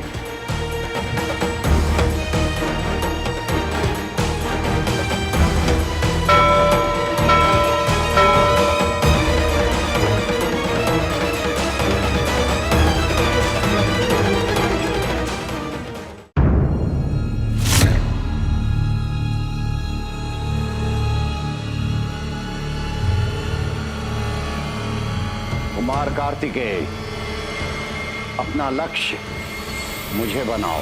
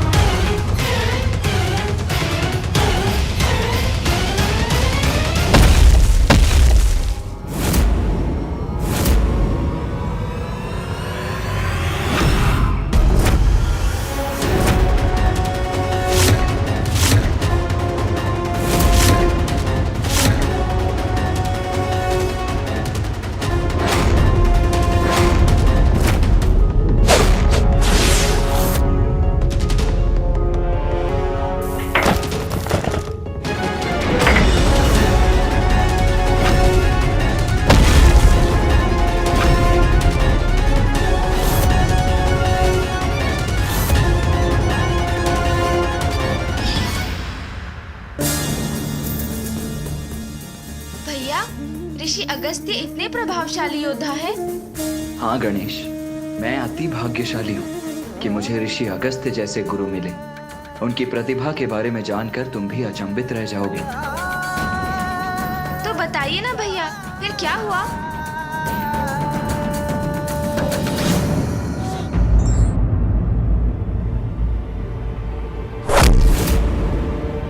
अब तुम्हारी बारी।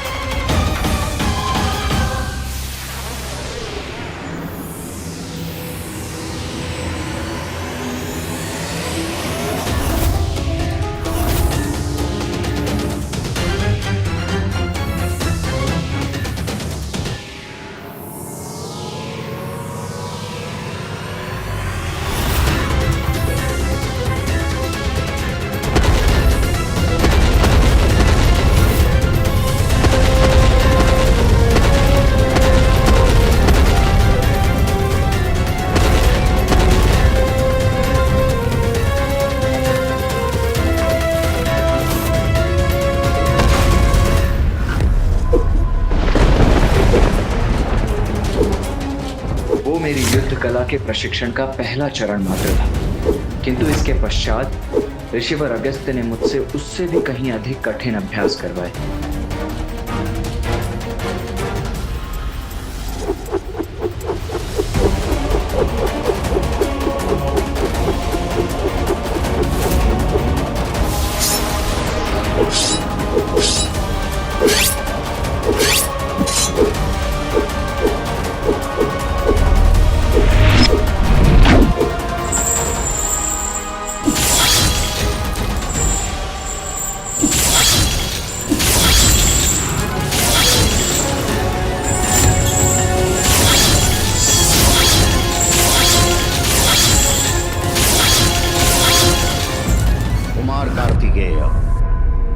मैंने आपको अपने शिष्य के रूप में स्वीकार कर आपको संपूर्ण युद्ध कौशल की विद्या प्रदान की है।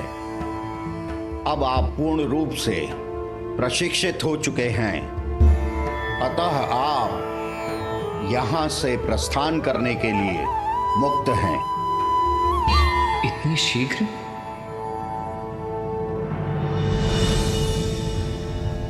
धन्यवाद गुरुदेव।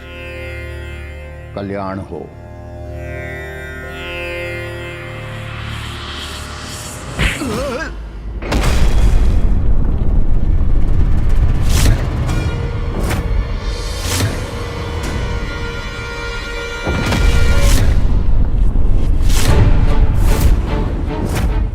क्या हुआ गुरुदेव? आपने ही तो कहा था कि मैं प्रस्थान कर सकता हूं। गुरुदेव ने ऐसा क्यों किया मैं समझा नहीं, किंतु उनके आदेश का पालन करना मेरा कर्तव्य है।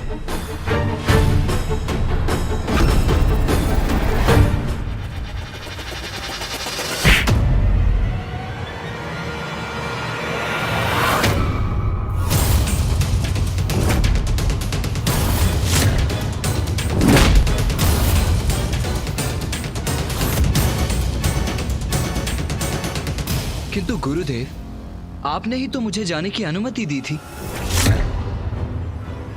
भैया, ये कैसी परीक्षा थी ऋषि अगस्त्य की? मैं तुम्हें जाने दूंगा, किंतु इस अंतिम परीक्षा के बाद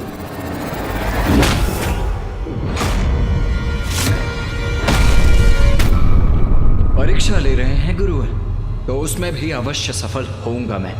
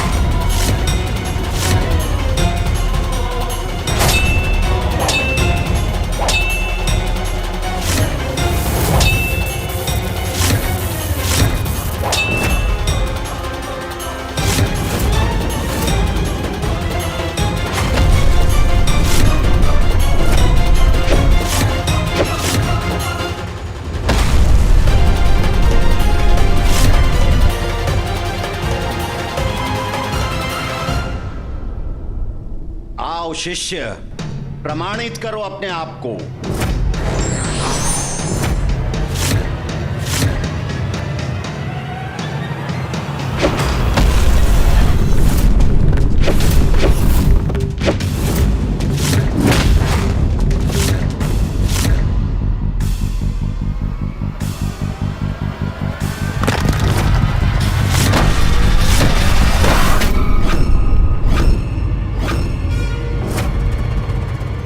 के मध्य सिंहासन कहां से प्रस्तुत हुआ?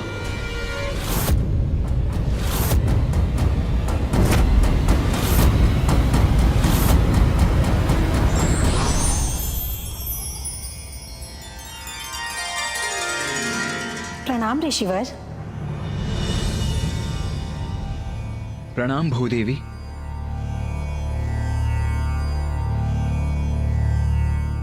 ऋषिवर, मैं गुरु और शिष्य के मध्य हस्तक्षेप नहीं करना चाहती थी, किंतु आपको इस प्रकार गिरते हुए भी नहीं देख सकी, इसलिए मैंने आपके लिए सिंहासन प्रस्तुत किया।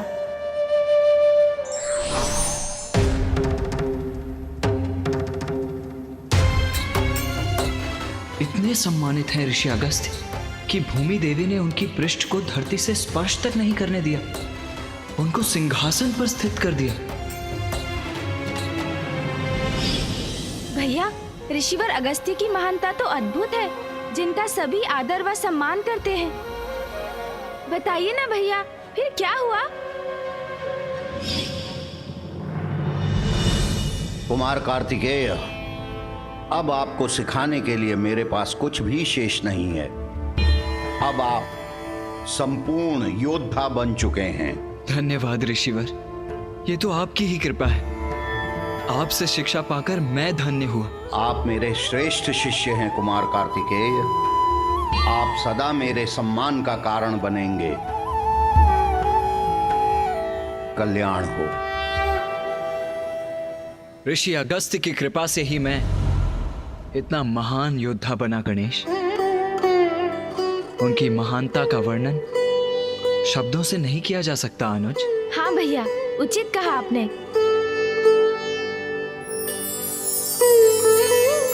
प्रणाम गुरुदेव।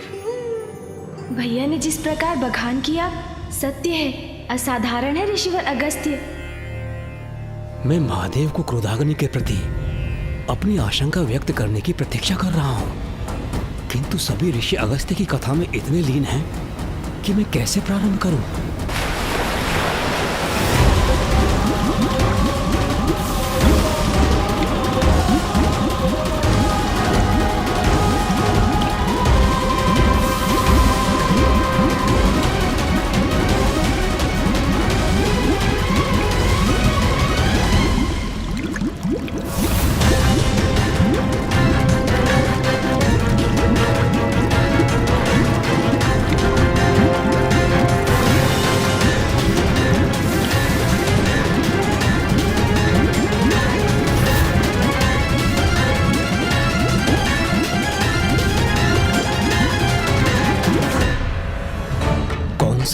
संकट हमारी प्रतीक्षा कर रहा है हमें ज्ञात भी नहीं।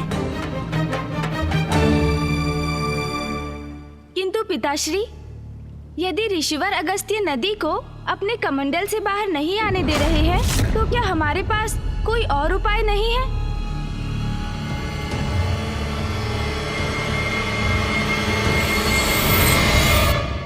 नहीं गणेश, अकाल का कारण है समस्त जलधाराओं का सूखना, सप्त सिंधुओं का जल से रिक्त होना। किंतु सप्त सिंधु कैसे सूख गए पिताश्री?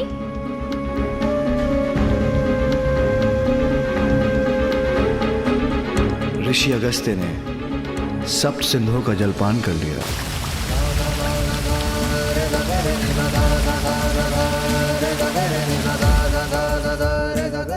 ऋषिवर अगस्त्य ने सप्त सिंधुओं के जल का पान कर लिया, किंतु कैसे?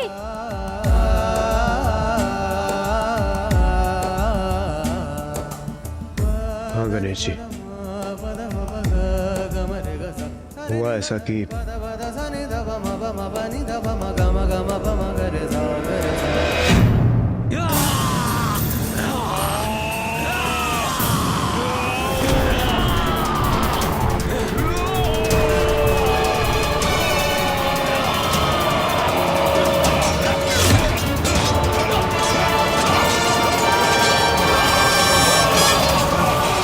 और इस प्रकार देव और दानवों के मध्य देवासुर संग्राम छिड़ गए और असुर हम पर घातक प्रहार करने लगे। एक लंबी अवधि तक ये संग्राम चला।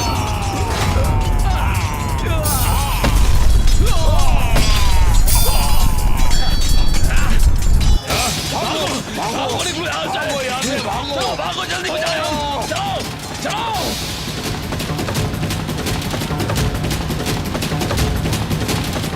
पीछा करो, नष्ट कर दो इन असुरों को। भागो, कूदो समुद्र में। और अंततः जब हम असुरों पर भारी पड़ने लगे तो सभी असुर समुद्र के भीतर कंदराओं में जाकर छिपने लगे।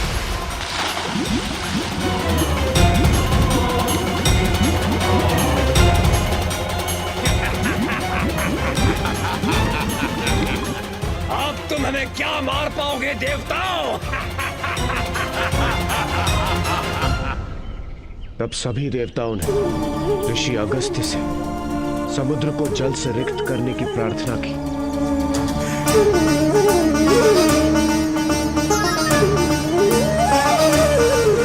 उचित है, मेरे संध्या वंदन का समय हो चुका है, मुझे उपासना करने दीजिए।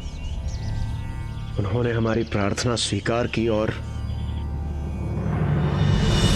ओम केशवाय स्वाहा। ऋषि अगस्त्य ने सप्त सिंधुओं के जल का पान कर लिया।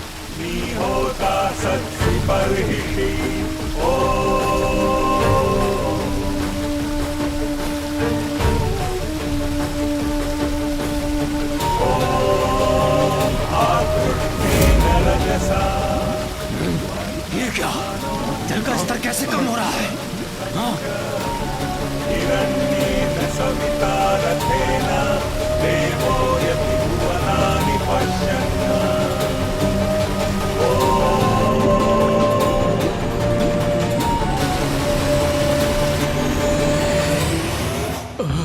ये हो क्या रहा है?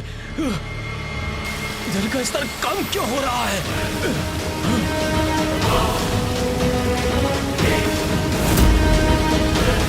अरे सागर का जल कहाँ जा रहा है?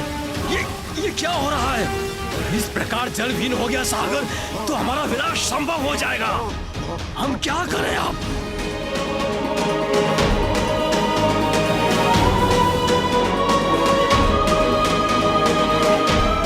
आक्रमण!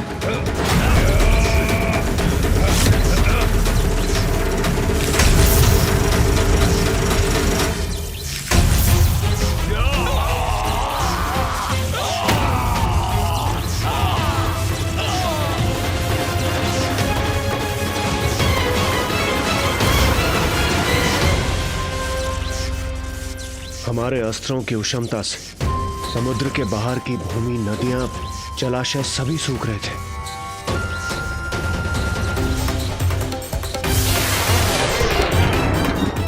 अनर्थकारी घटना का भीषण परिणाम होगा। हमने तो कल्पना भी नहीं की थी हमारे अस्त्रों का इतना विध्वंसक परिणाम होगा। किंतु इंद्रदेव, ऋषि अगस्त्य ने समुद्र के जल का पान कर लिया तो समुद्र में जल लौटा कैसे? असुरों के नाश के बाद हमने ऋषि अगस्त से प्रार्थना की कि वो जल को पुनः समुद्र में छोड़ दें, किंतु उस जल का उनके उदर में पाचन हो चुका था।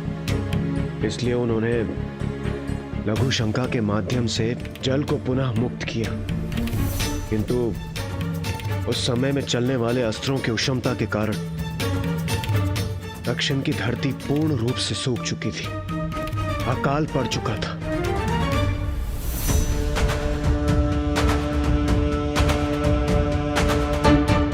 और उस अकाल से मुक्ति पाने की चिंता में ऋषि अगस्त पूर्ण रूप से डूब चुके थे।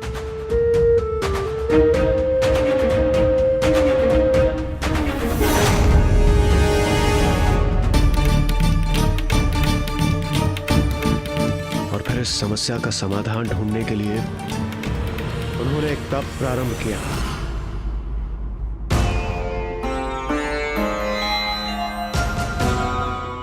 नारायण, ब्रह्मदेव, महादेव, आप शीघ्र यहां जल भेजिए। जब तक दक्षिण का यह अकाल समाप्त नहीं हो जाता, मैं जल की एक बूंद का भी सेवन नहीं करूंगा।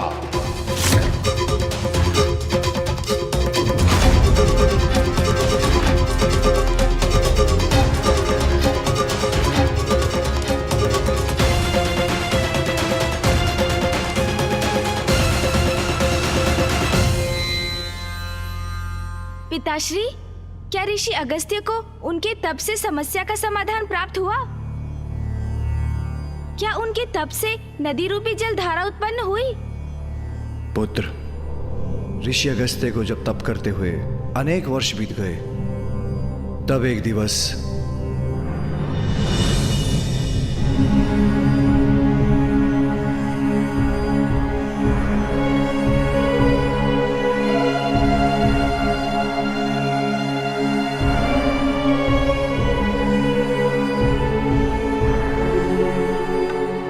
पुत्र अगस्त्य,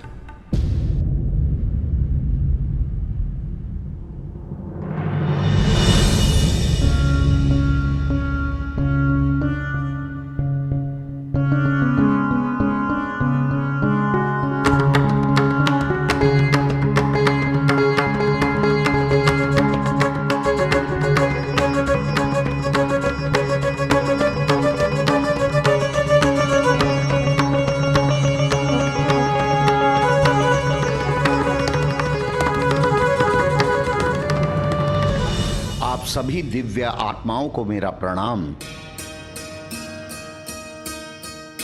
किंतु मैं आपको नहीं पहचानता। कृपया अपना परिचय देने की कृपा करें। कौन हैं आप? हम तुम्हारे पूर्वज हैं अगस्त्य, और पितृलोक से आए हैं। ऋषि अगस्त्य के पूर्वज उनके पास एक अनुरोध लेकर आए। पुत्र, हम सभी का स्वर्गलोक में प्रवेश निषेध हो गया है। ये कैसे संभव है? आप सभी ने अपने समस्त जीवन सत्कर्म किए, धर्मनिष्ठ और पवित्र जीवन यापन किया। उसके पश्चात भी स्वर्गलोक में प्रवेश की अनुमति कैसे नहीं है आपको? उसके पीछे हमारे नहीं, तुम्हारे कर्म हैं। मेरे कर्म? किंतु पिताश्री, ऋषि अगस्त्य ने ऐसे कौन से कर्म किए थे? आपने तो मुझे बताया था कि वो धर्मपरायणता में श्रेष्ठ थे। फिर उन्होंने ऐसा क्या दुष्कर्म किया जिसके कारण उनके पूर्वजों को कष्ट सहना पड़ रहा था?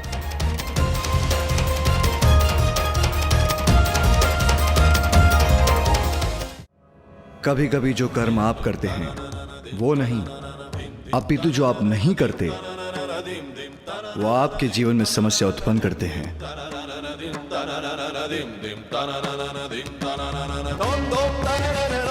ऐसा कौन सा कर्म हो सकता है कि जिसके ना करने का इतना बड़ा दंड हो?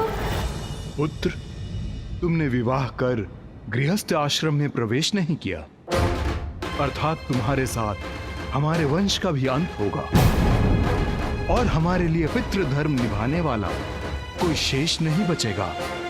किंतु मैं सदैव जन कल्याण में व्यस्त रहता हूं। मैं विवाह के बंधन में बंधना नहीं चाहता। पुत्र, जिन माता पिता ने तुम्हारा पालन पोषण किया है, जीवन दिया है, उनका ऋण तो तुम्हें चुकाना ही पड़ेगा। पितृ ऋण से मुक्त होना तो तुम्हारा कर्तव्य है पुत्र। पितृ ऋण? माता पिता का ऋण? जीवन देने का ऋण भला कोई कैसे चुका सकता है?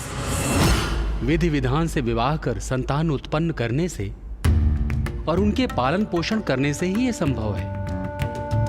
और यदि कोई पुत्र ऐसा न करे तो उसके पूर्वजों को स्वर्ग में प्रवेश नहीं प्राप्त होने का दंड मिलेगा। अगस्त, तुम्हें विवाह करना ही होगा। उसी से तुम्हारे पूर्वजों को सद्गति अर्थात स्वर्ग प्राप्त होगा। वैसे भी कोई यज्ञ, कोई व्रत तब तक पूर्ण नहीं हो सकता जब तक यज्ञकर्ता की वामांगी पत्नी उसकी भागी ना बने। इसलिए विवाह करने पर ही तुम अपनी तपस्या सार्थक कर सकोगे।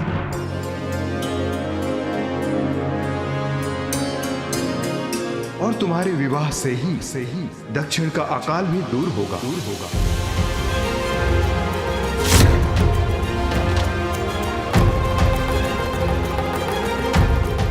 ये आप क्या कह रहे हैं पितृपितामह?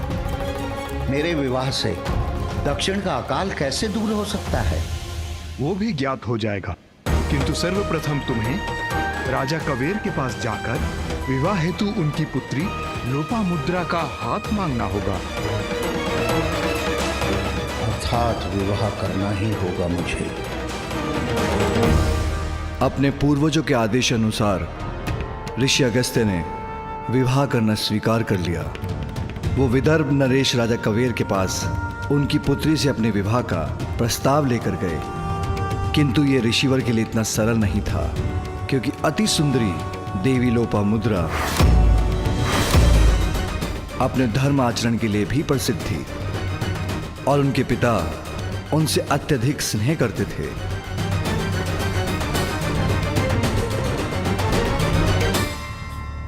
मैं समझा नहीं, किसी भी कन्या के लिए सुयोग्य वर थे ऋषि अगस्त्य, तो फिर इसमें कैसी कठिनाई थी?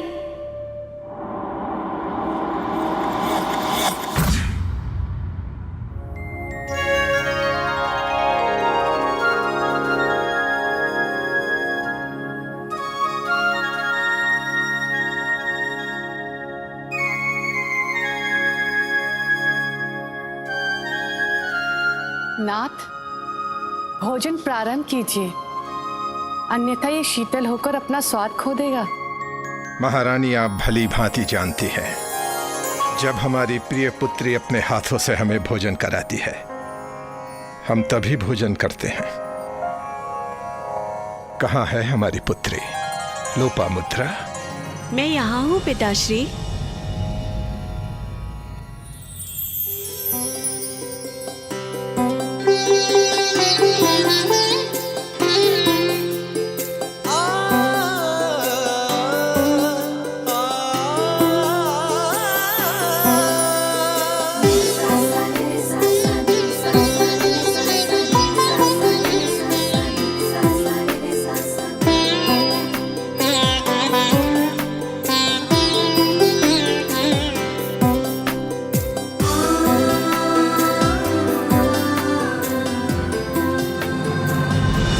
क्षमा कीजिए पिताश्री, भगवान नारायण के पूजन में मुझे थोड़ा सा विलंब हो गया। ये लीजिए, प्रसाद लीजिए। आओ विराजो पुत्री। पुत्री लोपामुद्रा, तुम मेरे जीवन में आशीर्वाद बनकर आई हो।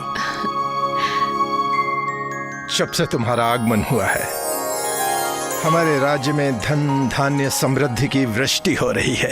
किसी को कोई कष्ट नहीं है। प्रकृति की भी हम पर कृपा है, जिसके कारण वर्षा भी समय पर ही होती है।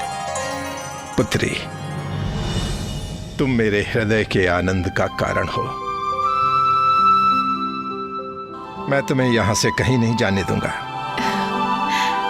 किंतु नाथ, आप भी इस तथ्य से भली भांति परिचित हैं कि ये कदापि संभव नहीं। पुत्री तो पराया धन होती है और एक ना एक दिवस उसका विवाह संभव है और फिर वो यहाँ से चली जाएगी।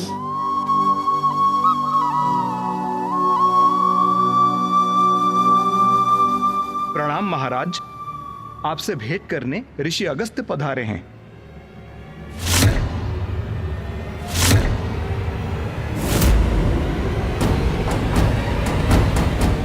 ऋषि अगस्त्य, हमसे क्या चाहते हैं ऋषिवर?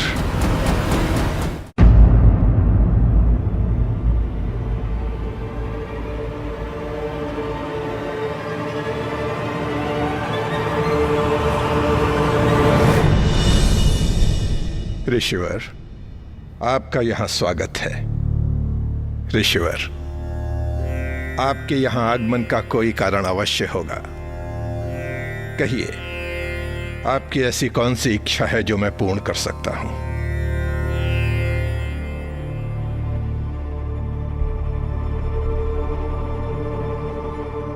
महाराज कावेर, मैं आपकी पुत्री के साथ विवाह का इच्छुक हूं।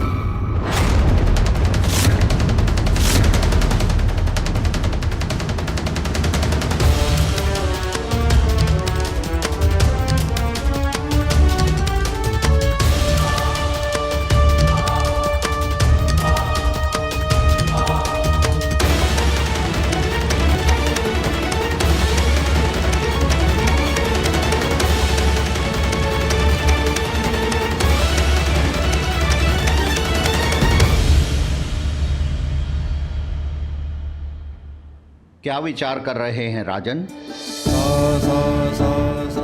मैं आपके उत्तर की प्रतीक्षा कर रहा हूं।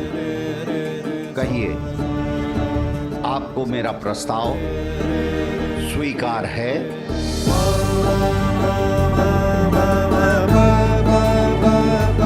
कैसे कहूं? आप जो कहना चाहते हैं निसंकोच होकर कहिए राजन। क्षमा कीजिए ऋषिवर, आप एक पिता की दुविधा और स्थिति समझ सकते हैं।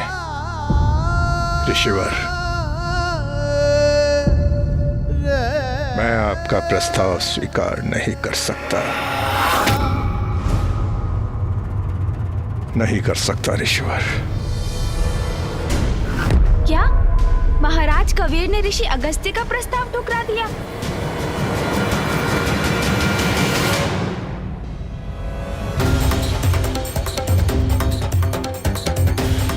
किंतु क्यों पिताश्री?